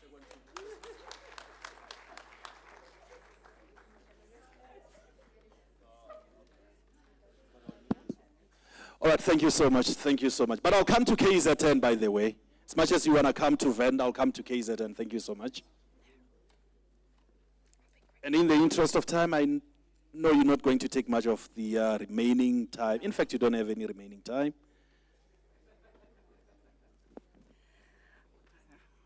Good morning, colleagues. I'm Roshni Rivera Green, double barrel surname from the South African Revenue Service. I'm part of the tax-exempt institutions segment within SARS, and our segment takes care of tax-exempt institutions at a strategic level. I am responsible for stakeholder engagement, communication, and education. So when we look at exempt institutions, it goes further than just NPOs. We also take care of homeowners associations, recreational clubs, and a whole host of other exempt institution categories. So I have been instructed that I need to be short and sweet and to the point, and I will be just that. So colleagues, as you all are aware, that as a legal entity, you need to register with SARS for income tax. That is the starting point. And as my colleagues have mentioned, more and more government is now looking at whether NPOs are registered with SARS for income tax, whether they are tax compliant. And this is becoming a requirement for the broader funders community within South Africa. So it is becoming more and more important for the NPO sector to register for income tax, and the second step being to apply for what we call income tax exemption, or for the NPO sector, PBO status. So, good news. Previously, the SARS application process for PBO status was very much manual. I'm sure some of you have gone through that process. You had to download a form, complete it by hand, and then submit it at a SARS branch. On the 2nd of March this year, we launched our online application system. Now, what that means is an NPO can go to any SARS branch nationally and register for income tax, because that's always the first step. When you come to SARS, you first come in and you register for income tax. Once you have registered for income tax, we can then, at any branch nationally now, assist you with applying for income tax exemption, or for what we call PBO status, or Section 18A, depending on the public benefit activities that you perform. Previously, the application process would take 57 business days because of the manual nature of it. Now, it takes 21 business days to be approved as a PBO with SARS. This is, however, dependent on the entity applying, submitting all the required supporting documents. So we have really, as SARS, made a very concerted effort to make sure that compliance for the NPO sector and for the broader exempt institution segment within South Africa is a lot easier. We always speak of our strategic objectives, number one being certainty and clarity to our taxpayers. And part of that is the roadshows that we've had during April, May, and June across the country. We have also worked on revamping our website. So if you do visit the SARS website and you go to the tax exempt institutions page, you will see that we have completely restructured the way we are now sharing information with the sector to make it easier to be compliant, to have that certainty and clarity, and to know exactly what you need to do to be compliant. Our second strategic objective is making it easier to be compliant, and that is where our modernized system comes into play. So some of the changes that has been brought about by our new system, like I mentioned, you can now register for income tax at all SARS branches nationally. You no longer have to go to Pretoria CBD branch to go register for income tax or apply for PBO status. The application can now be done online via e-filing. So once your entity has registered for income tax, the SARS branch staff office will assist you with creating a e-filing profile, and you can then apply online for PBO status. You also then submit your supporting documents online via e-filing, and you can also then track the status of your application. So SARS will engage with you electronically to say, we've received your application, but we require the following supporting documents. So we will engage with you completely electronically, and the whole process can be tracked from start to finish. Once you've submitted all your supporting documents, within 21 business days, we will provide you with feedback to say, yes, your application has been approved, or we require additional supporting documents, or no, your application has been declined. And we will provide you with reasons as to why we have declined your application. Then, something that has long been a problem within the sector, and again, we speak of compliance, compliance, compliance, and with SARS, compliance goes further than just submission of annual returns, which is a key portion of compliance when you are an approved PBO, but it is also maintaining your SARS register details. In the past, you had to go to a SARS branch office, and it was a tedious process of updating the organization's bank details, their representative taxpayer, their board members. Now all of that can be done online via our e-filing profile. So the organization, once you've got your e-filing profile, you do all of your engagements with SARS online. You don't have to come to a SARS branch office anymore unless you really need assistance. We have also made available a dedicated mailbox that taxpayers can send their queries and escalations to, and we will share that with our colleagues so that they can share it with the broader attendees here. So if you have any queries, questions, if you need any further information, SARS really is at your service. So key for us in terms of compliance is that entities must register for income tax. The application for PBO and potentially Section 18A status. Once you've been approved, you are required to submit your annual returns as much as you are income tax exempt. The submission of annual returns is part of the compliance requirements that needs to be met. And you also need to ensure that you maintain your SARS register details and keep it up to date with us. So if anything changes in your organization, your public benefit activities that you've been approved for, your board members, your address, your bank account details, you need to keep that up to date with SARS. And again, compliance is key. In the past, we didn't take as such a hard stance on compliance with the NPO sector because we understand the key deliverable of the NPO sector is to support the public, is to provide public benefit activities. But with that comes a greater amount of trust from the public and from government. So we need to be sure that you are compliant and that you are protected, especially taking into consideration what has been found by FATF and what we as a country has had to implement with regards to FATF.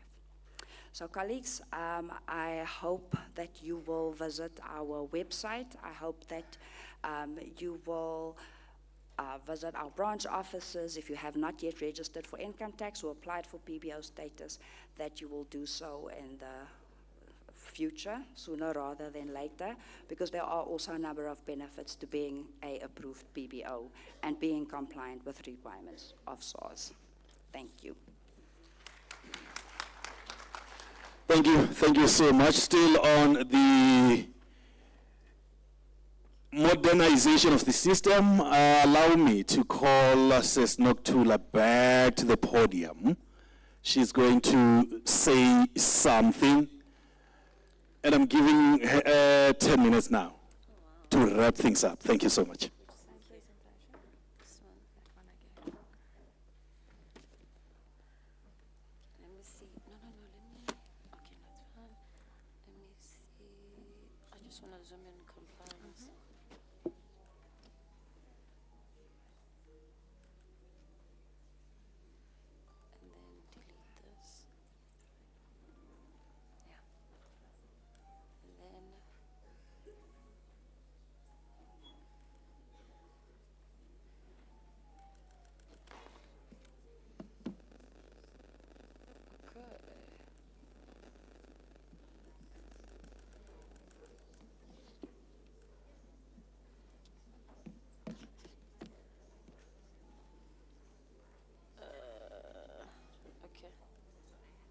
There you go. From slide 7? Yeah, from slide 7, the others are cut. So,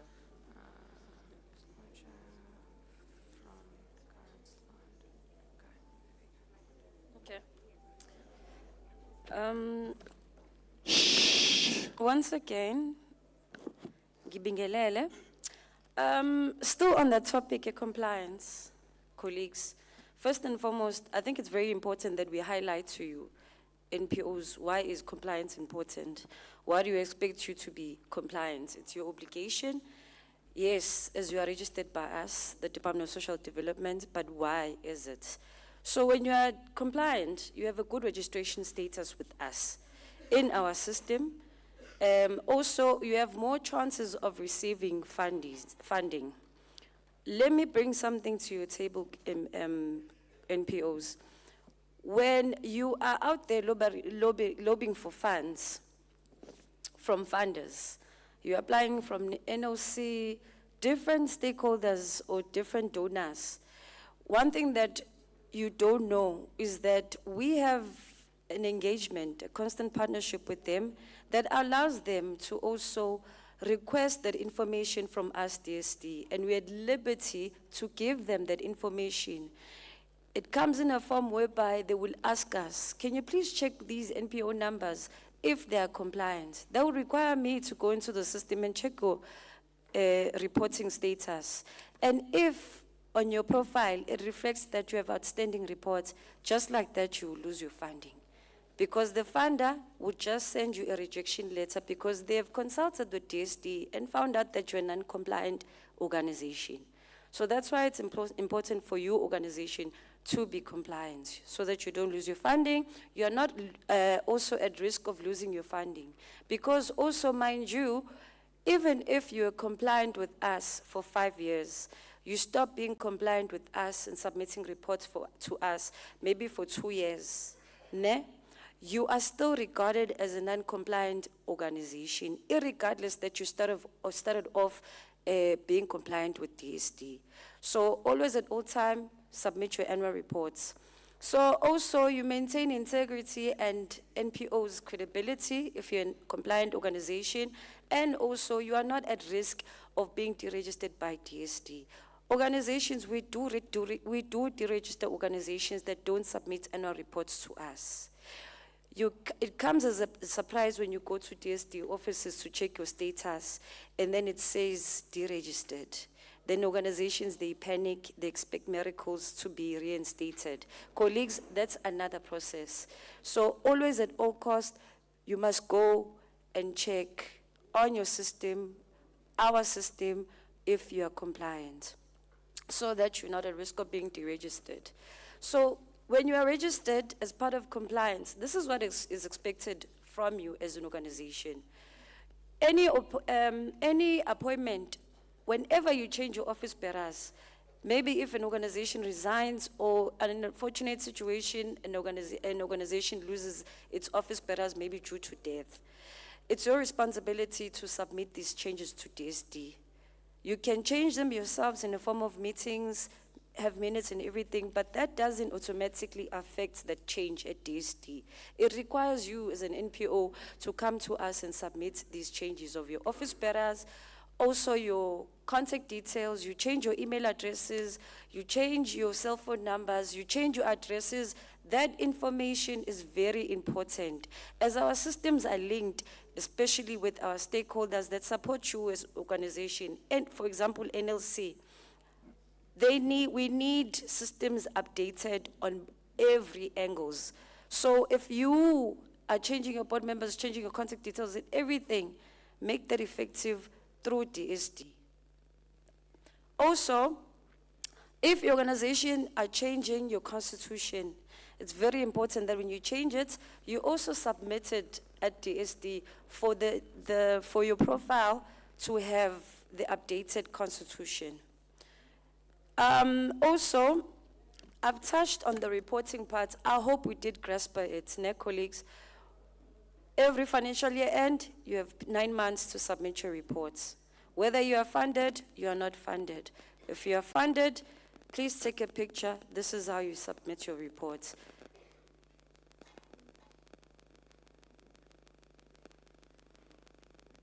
Yes, okay.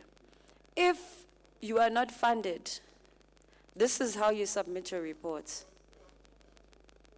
I've spoken to it, so that's why I want you to please just take a picture and submit. What's nice, colleagues, with our new system, you can just create the profile, you log in, you link your profile, you sit down, you do it yourself.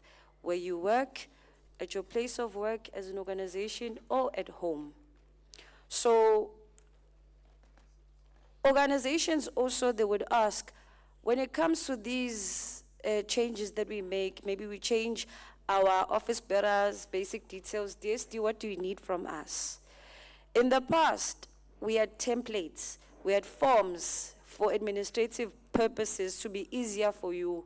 We created forms. Most of us, we are familiar with it, colleagues. We've seen them on roadshows. We know of them. Ne?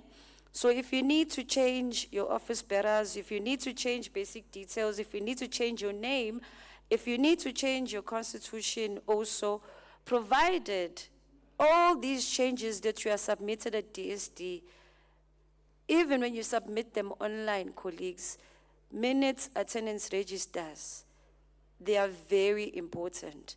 Whatever that you are submitting in the DSD portal, the new portal, it's just a matter of clicking the change that you want to make. Further on, the system is easy. You can understand it. There's no hard English there. You select the change. Also, at the end, you will then attach these documents that we need, which is minutes and attendance registers.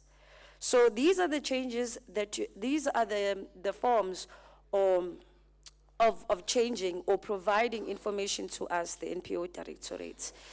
Even if you need a request for a reprint, if you need a voluntary deregistration, maybe you want to close down your organization, you can do so. You can just refer to your constitution also, the last clause that speaks about winding up and closing down. That's what guides you in terms of how to then successfully and properly close down your organization once it has achieved its objectives or services. These are the forms, colleagues, in the past that we would require. So each and every form, it comes with additional documents that we want. And all of these forms, they must be signed off by an authorized office bearer.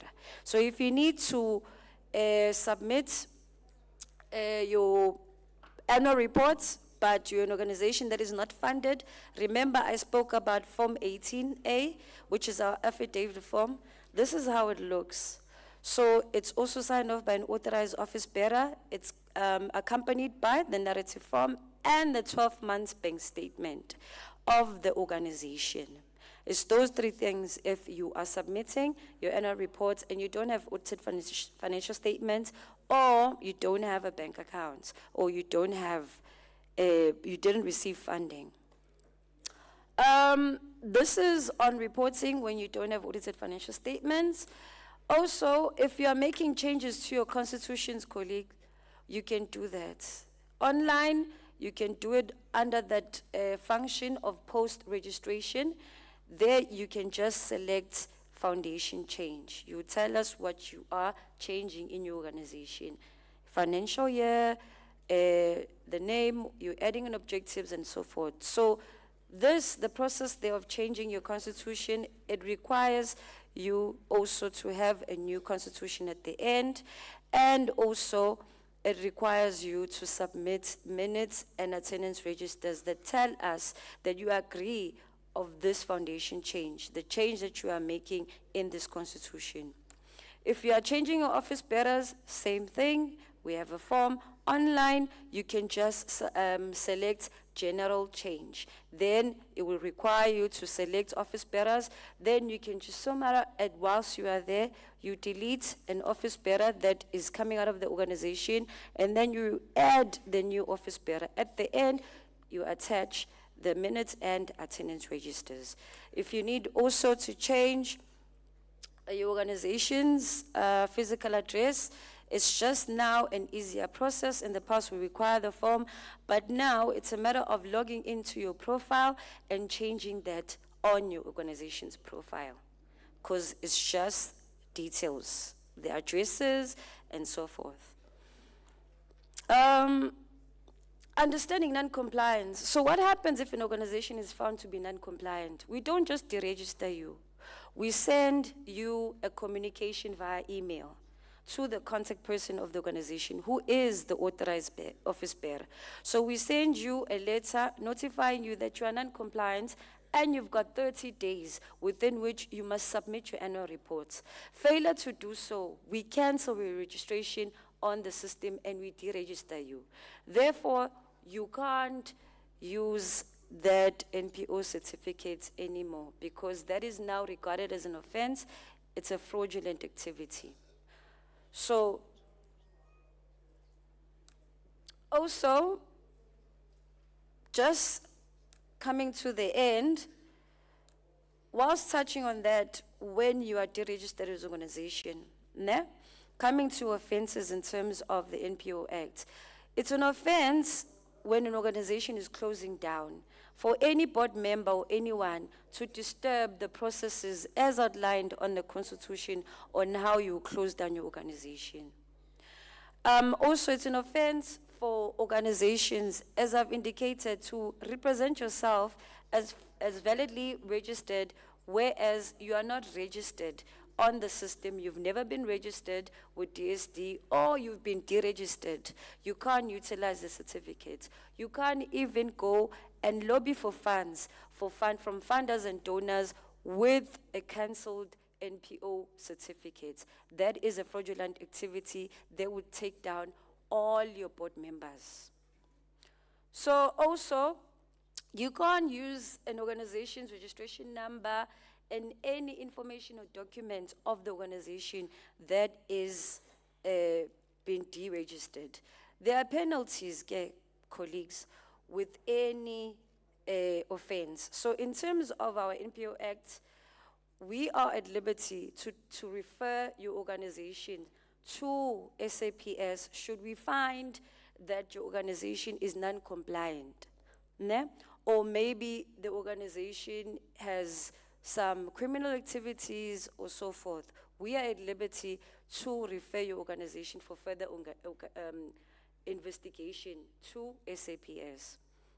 So should your organization be found guilty, your organization also will be penalized. A person may be liable to a fine, to an imprisonment, or both, depending on the case at hand. There are also administrative sanctions that may be imposed to an NPO. So the director may also impose one or more of these sanctions, a caution or a reprimand, a directive to take remedial action or put an NPO under administration, or also we can restrict or suspend certain specified activities of the NPO. This, colleagues, may disrupt programs in other provinces or branches. So, colleagues, I'm not going to dwell much on this because I feel like we are a vibrant crowd in terms of the sector here and the NPOs. Maybe some of us, we're not even thinking about closing down an organization, but it's very important should you come to that stage, colleagues, you refer to your clause in your constitution. It guides you on how to properly close down your organization, because you don't just close down, there is a process that you need to follow. With that being said, these are centralized email addresses for any inquiries that you might have. It's not showing clearly there, I think, but any inquiries you can submit to NPO inquiry at dsd.gov.za. Just to repeat our portal, the DSD portal for us NPOs, if you visit www.npo.gov.za, create a profile, link your profile if you're an existing NPO. Thereafter, you'll be able to do everything there and even submit queries that land straight to us at DSD offices for us to further better assist you, colleagues. With that being said, thank you so much for the time and have a blessed day. Thank you.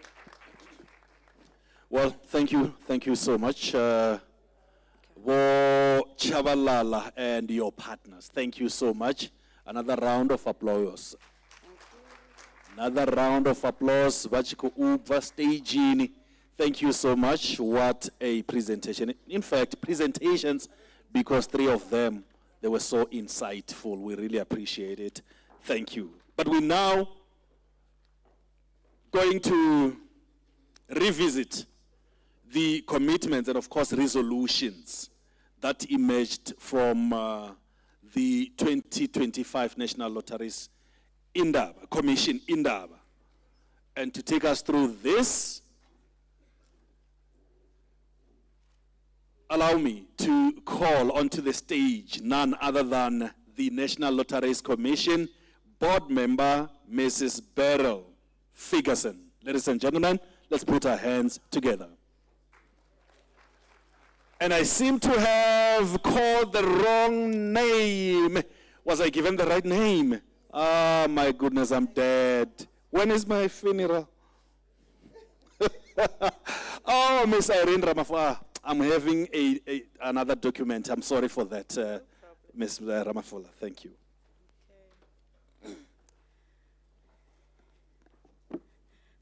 Program Director, Mr. Mpo Ratando. Revenge. Yes. Chairperson of the National Lotteries Commission, Professor Bani Pichana. I'm so short.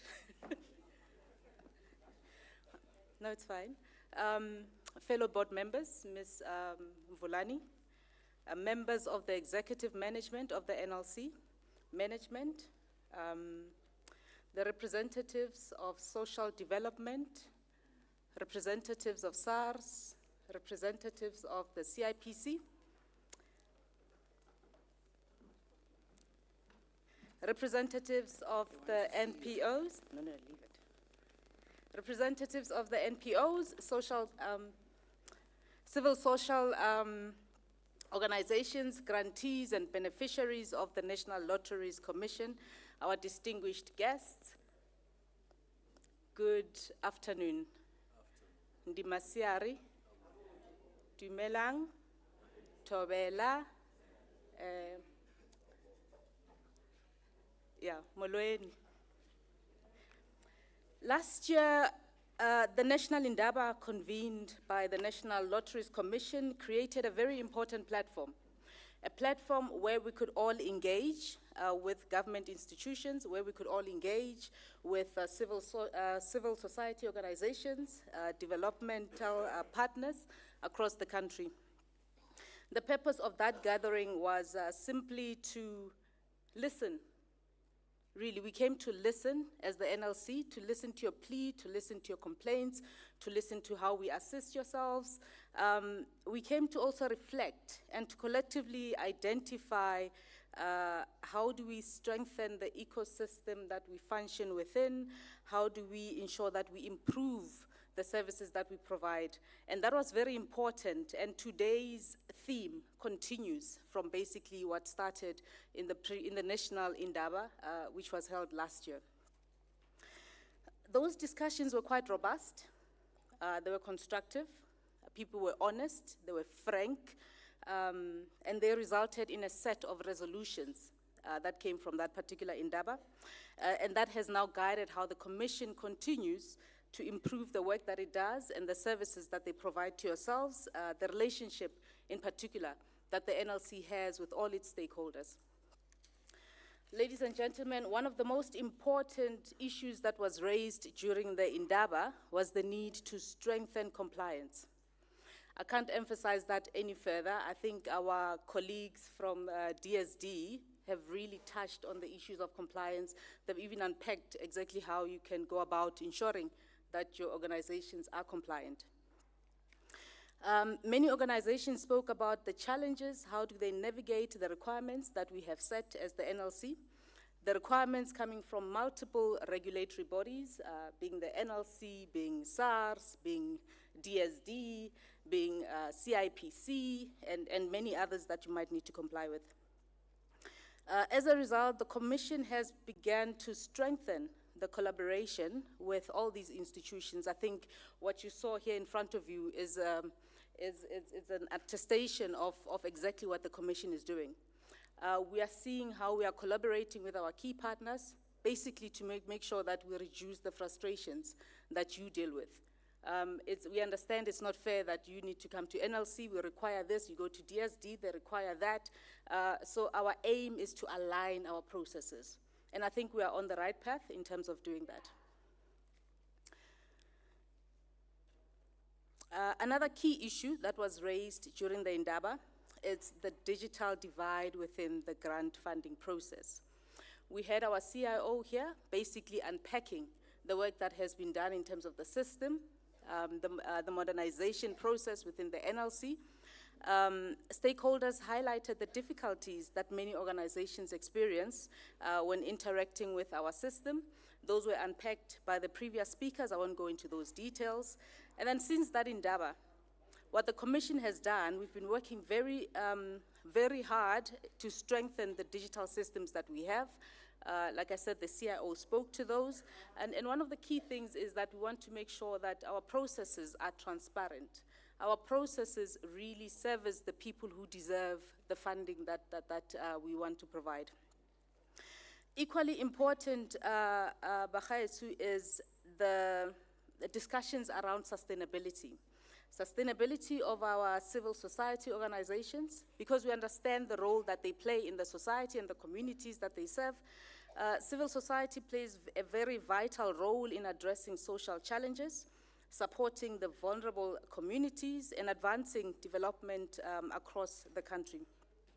The Indaba reaffirmed the importance of developing funding models that recognize the diversity within the sector from your emerging community-based initiatives, as well as some of the established organizations that we have.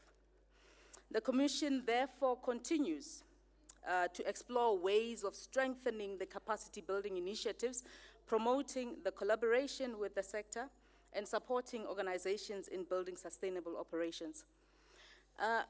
Bagaetsu, it's important to understand that everything that we do, we all have one goal, be it the NLC, the DSD, yourselves. Our goal is to assist the communities that we live within. The discussions also highlighted some of the key priorities which require that we have a focused attention on them going forward.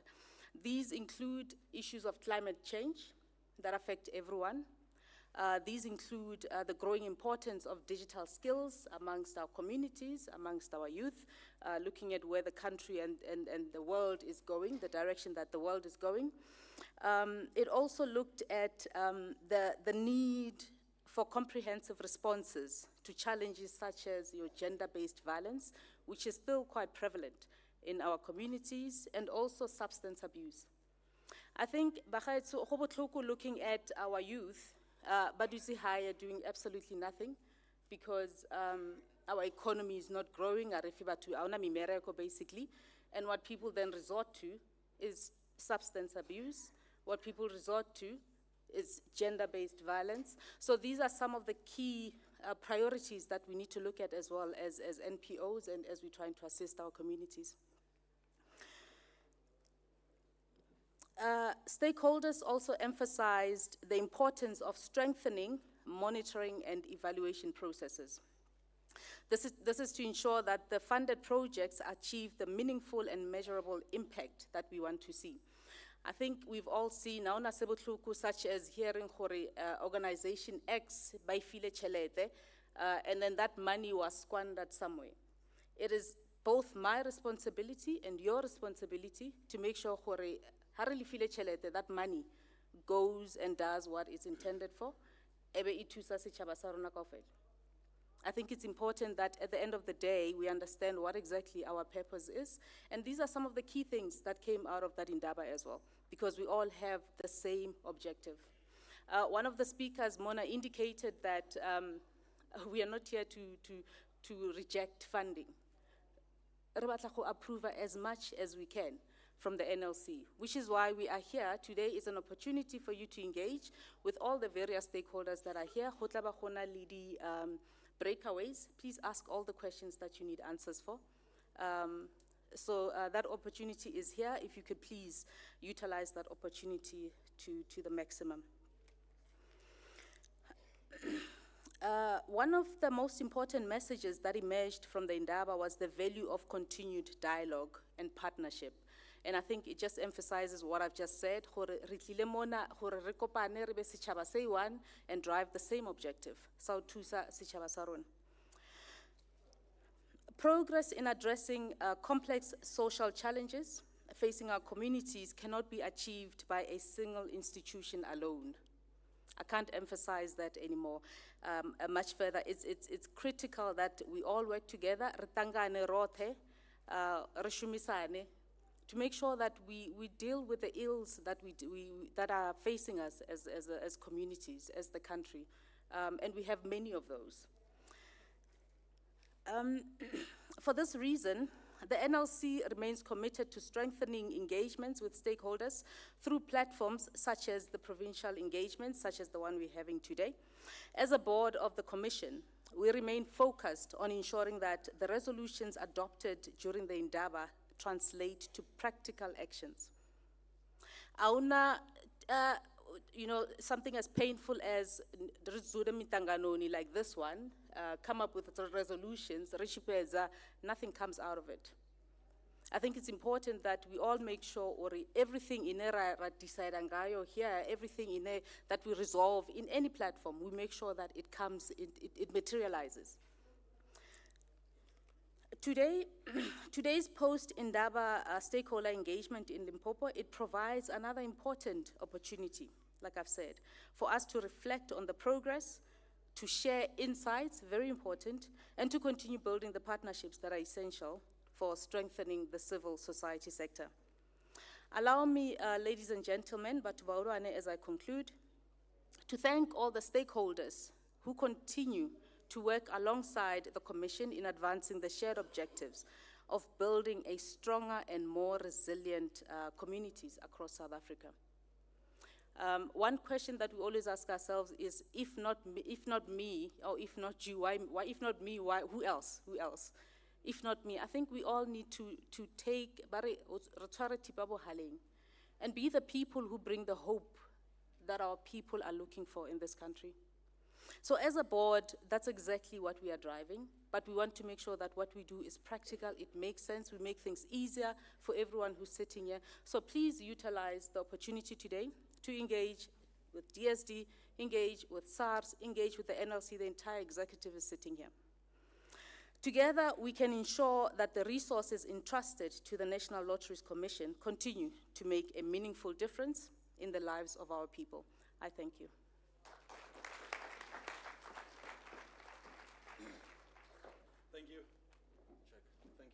Thank you so much, Fula.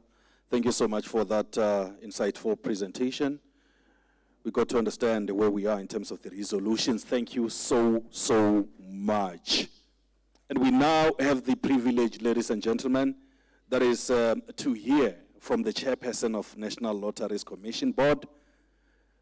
And his presentation is going to focus on the role of the National Lotteries Commission in developing a winning nation, uplifting society, and alleviating poverty. Ladies and gentlemen, this man doesn't need my introduction. He's here, he's known, but for the sake of those who do not know him, he is Professor Bani Pitjana. Your hands.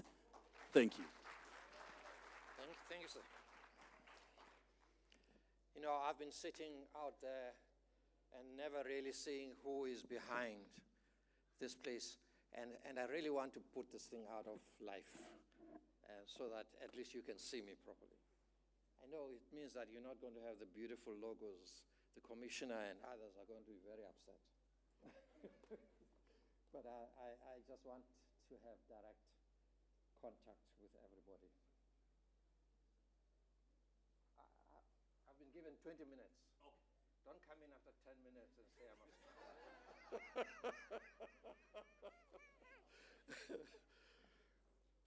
Good afternoon, everybody. Do me all a favor, just stand up and stretch, and stretch, and stretch, because you've been sitting there for, if you are like me, you'll have had enough now. Just stretch.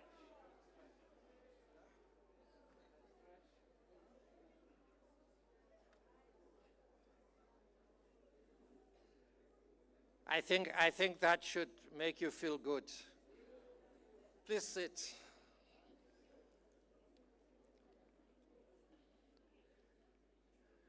Thank you very much to all of you for coming to share this day with the National Lotteries Commission. We are indeed very, very delighted that both that you came and spent time with us, but also we're very, very honored and proud for the work that you do in the communities where you come from, among the people that you know and you care for, and your desire to improve the lives of people where you are. And that is something that I think we must be very, very honored about in our country. But I think I must take a bit of time to introduce the board of the National Lotteries Commission, because very often you see the provincial manager, you see the commissioner, and you don't really know who is behind this and what do they do, what do they exist for. First of all, my name is Bani Pikyana. I'm the outgoing chair of the National Lotteries Commission, and I have been chairperson since September 2022. And my term is coming to an end. No, it's not coming to an end, but I'm actually I'm actually finishing my service very soon. I don't know when that is, a month or so time. It's been a wonderful 3 years of my association with the National Lotteries Commission, and I've been very, very proud for the work that has been done. Because I'm introducing everybody, and I'm going to say, and as all of you probably know, that if I have any reason to be known, I'm probably known as a human rights lawyer and as a theologian, and I can go on and on and on. So I'm very proud those things for me come together, and the National Lotteries Commission has given me a wonderful platform to do so. Missing among us today, unfortunately, at the last minute, Mrs. Beryl Ferguson couldn't come. She has been a member of the board since March 2022. Is that right? Since March 2022. Mrs. Ferguson lives in Cape Town, and she's a very, very experienced person in sitting on boards and in questions of public leadership and participation, and very much grassroots sort of person, and who really adds a lot in the work of the National Lotteries Commission. Mrs. Precious Mvulane, thank God, is with us today. She's a chartered accountant, but she's been spending her time for some years now working at the level of the public organizations, especially various levels of government and government's situations and statuses. She's worked in government, but she generally runs a consultancy that really seeks to equip public organizations that serve to do so effectively and better. With us, she chairs the Board Risk and Audit Committee, which is one of the most important committees of the board. We also have Mr. Tembingosi Bonakele, who's been a member since May 2023. More well known as the director of the Competition Commission, and he has been since 2023 May a member of the board of the National Lotteries Commission. Mr. Lionel October is also a lawyer, but more well known generally as the DG of DTIC. And I'm giving you a little bit more about these people because you never really get a chance to do so. But has done a lot of work with CCMA, and is now, of course, retired, but does various board positions, sits on various board positions in our country. And finally, Ms. Irene Ramafula, also a CA. She is the Chief Finance officer of the Department of Trade and Industry and Competition, and she represents the minister in the board of the National Lotteries Commission. So it's been very, very, very, very important and very good to have all of those people who bring particular insights and experiences to the work of the National Lotteries Commission. And it is very, very important to recognize the amount of work that they offer to the Commission. The board is assisted, of course, by the Commissioner, Ms. Jody Scholz, who's more well known to you, she's been here earlier, who's been in the public service for a very long time and knows the public service at senior levels for a very long time. And she has been the Commissioner of the National Lotteries Commission since February 2023, if I'm not mistaken. So she brings a lot of experiences to the National Lotteries Commission. She's assisted at senior levels by a whole number of executive managers, many of them are here, as well as provincial managers, so who are really the brain thrust behind the National Lotteries Commission and in the work that they do. Now, that's the presentation as best as I can make within the time available to me of the National Lotteries Commission, so that you need to understand that there is the board, but you also know that there is the commissioner and there's the executive team and provincial managers that she works with. You also need to know that the National Lotteries Commission is not an NGO in the sense that it's a non-governmental organization. It is in fact an entity, a state entity. It is governed by law. It is therefore has got oversight and reporting functions, which it is required to do. It is a 3A PFMA, Schedule 3A PFMA public entity. And the Minister of Trade and Industry is the person who actually serves as the executive authority of the National Lotteries Commission. So we are not saying that we are not part of government. We don't govern, but we're not part of government. But we are actually a state institution. We're not a government institution, right? Do you understand the difference?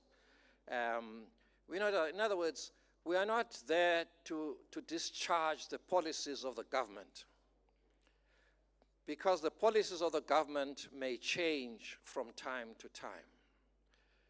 The effort of the National Lotteries Commission is determined by law, the National Lotteries Act.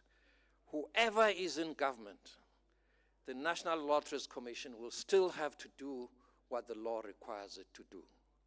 So we are not oriented towards a political party. We like this one, we don't like that one. It doesn't matter. Whoever governs, governs for the good of all the people of our country. Now, I've introduced the National Lotteries Commission. Then I want to say, after that, I want to say, why then do we exist? What do we exist for? What is the purpose of our existence? The purpose of our existence is twofold, but it's more than twofold, but let me give you two. One, of course, is to regulate the national lotteries. The national lottery that is one that is responsible for the games that we play and for the prizes that we earn or we receive, for which we pay something for a ticket, and then a portion of that ticket goes towards the National Lotteries Distribution Trust Fund. So that's what we do in regulating, making sure that those resources are used for the purpose for which they're intended, and that the National Lottery is done in such a manner as to protect the interests of the players of the National Lottery. But the thing that is not very much is said about, which Mrs. Tinswalo Nguna, if provoked, might come and say something about that. We also have society lotteries. In other words, we want to encourage societies that wish to raise funds.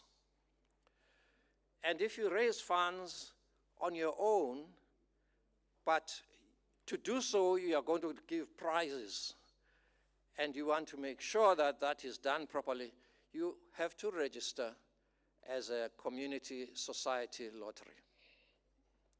And those are the lotteries that part of our job is to help communities, churches, sports clubs, social clubs, dance societies, whoever you are.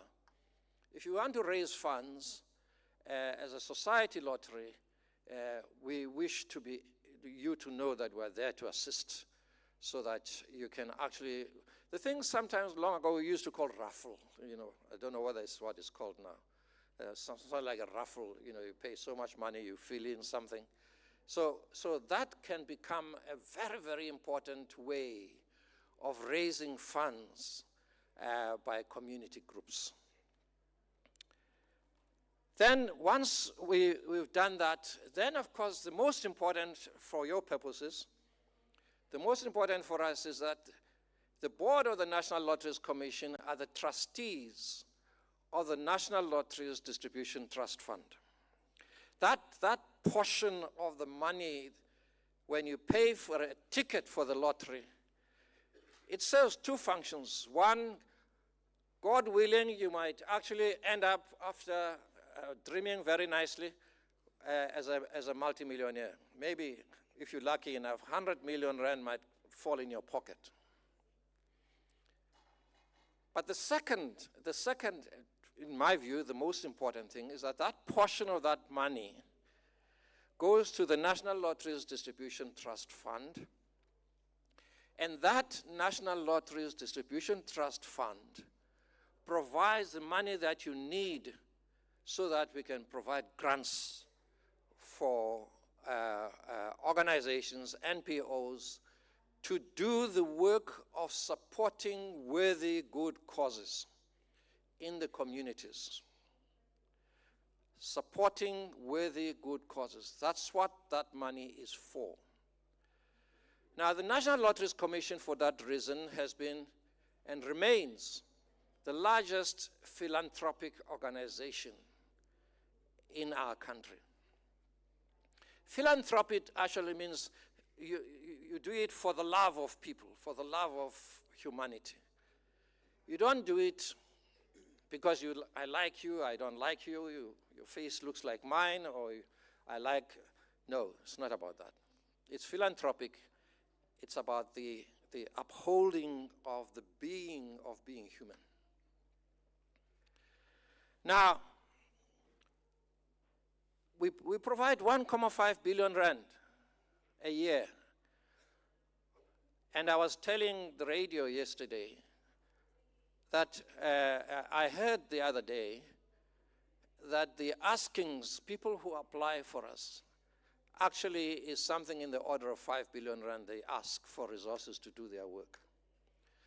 And really 1.5 billion rand is a small portion, something like 30%, I don't know, my mathematics is not right, is a small portion of what people really come to us requesting assistance for. We know that. But what we don't do, and I'm glad about that, we do not say, okay, we don't have 5 billion, we've got 1.5 billion. Then let us share this 1.5 billion across the board, everybody. I'm glad we're not doing that. Because if we were to do that, then nobody would be able to do what they want to do.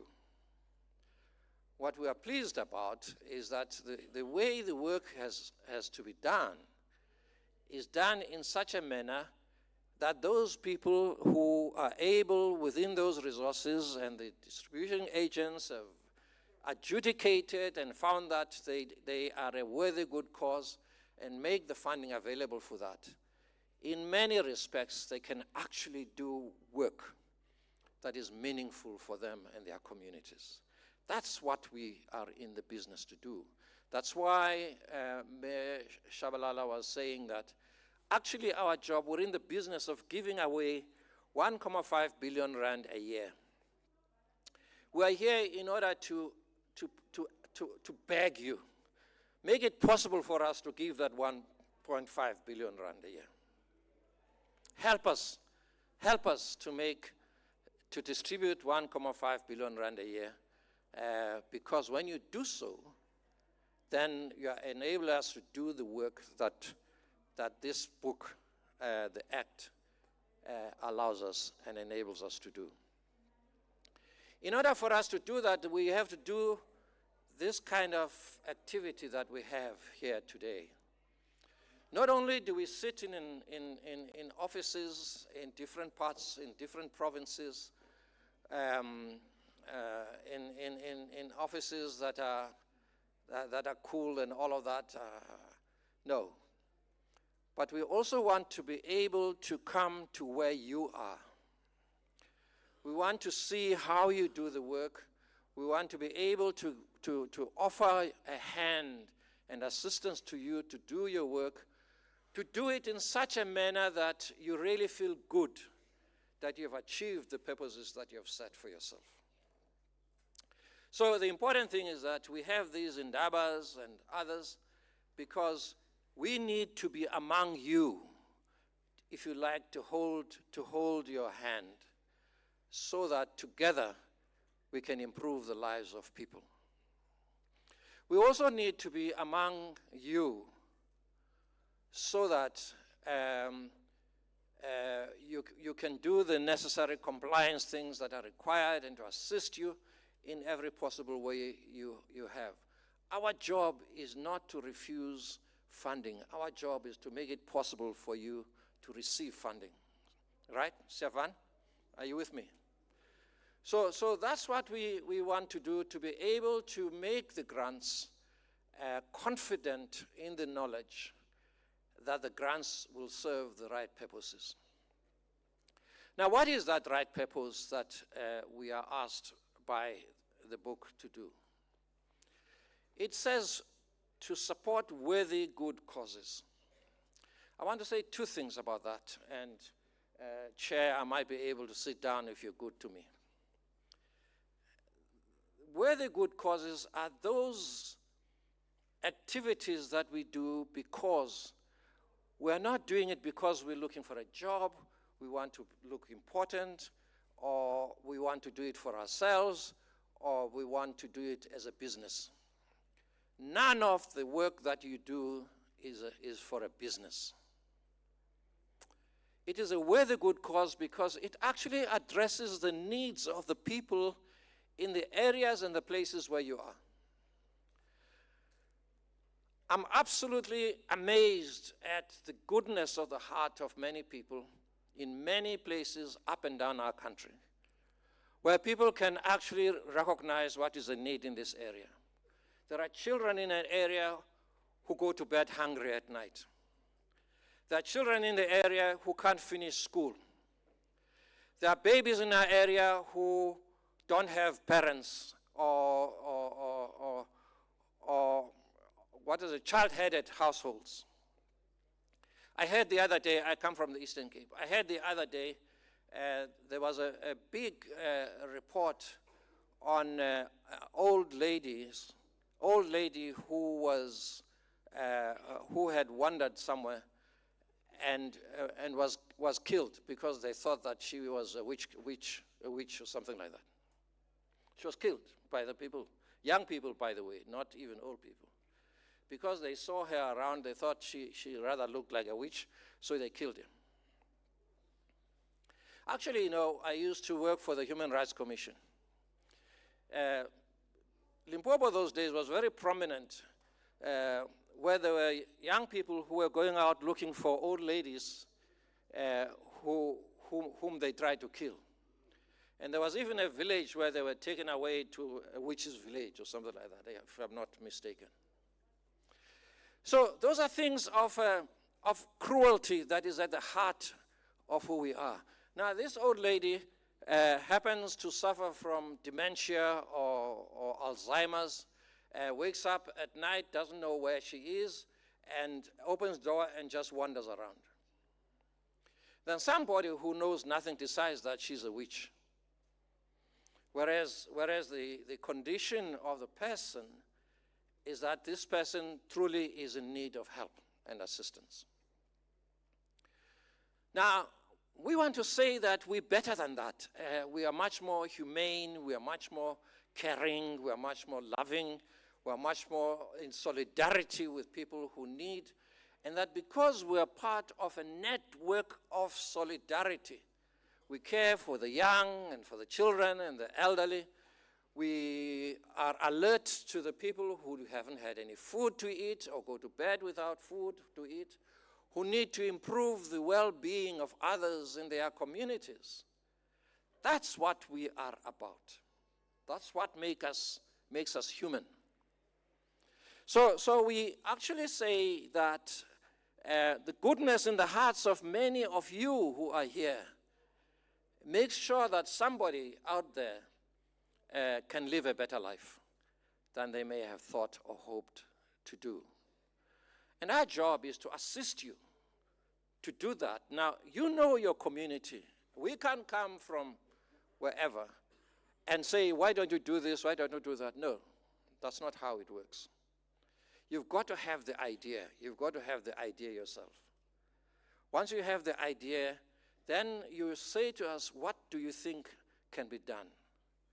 And if it's a good and it's a worthy project, it will be funded.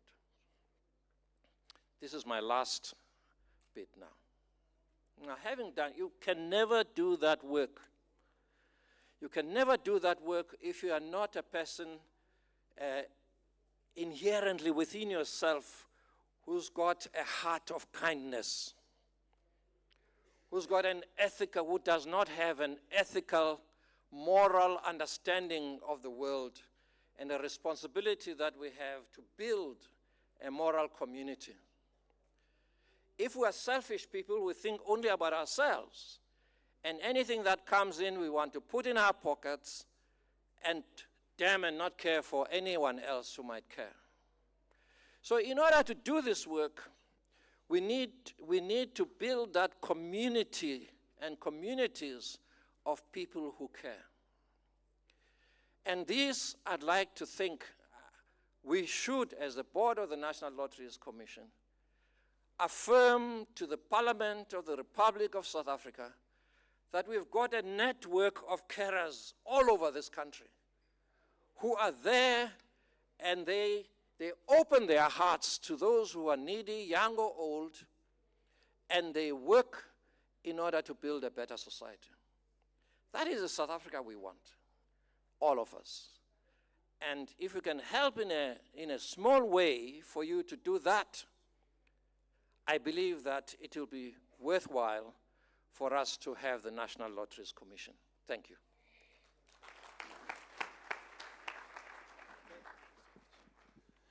Thank you so much. Allow me to sincerely thank him as he gave us a very insightful presentation. Thank you so much, Prof. Bani Pichana. Once again, our hands together for Prof. Thank you so much, ladies and gentlemen. I know it's been a minute, but this time around, we are going to break into commissions, 3 commissions to be precise. She is going to share information and arrangement. That is Miss Gladys Peche, who's here already. Chobela, nkele tsoga nke bone ba bang ba swere ke boroko. Chobela, Chobela, energy, please, Chobela. Re hausi le go feleletša. Eupia, re sa le khushana. I would immediately like to call, we are divided this way. Row 1 stays in here.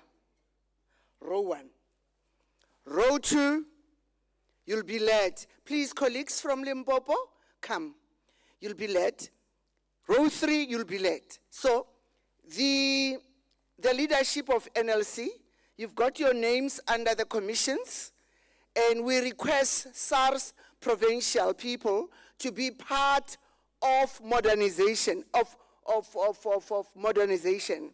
And the SARS people that were presenting here, please come to compliance by Advocate Boyang.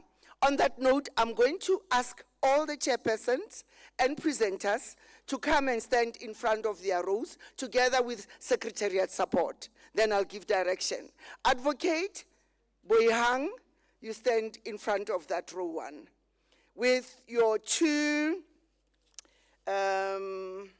secretariat support, that is Mr. Simon Raswili, Monitoring and Evaluation Officer from Limpopo Province, NLC, and Ms. Zaye Ramuroka. Can you please stand there in front of row 1, and then from there on, I'll hand it row 1 up to you, and then you'll reorganize the room in that way. And then the second one is Mr. Matsobani Lohodi. Mr. Matsobani Lohodi, row 2.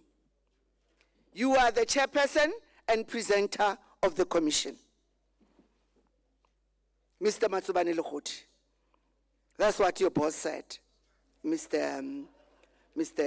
I can see you are surprised. Yeah.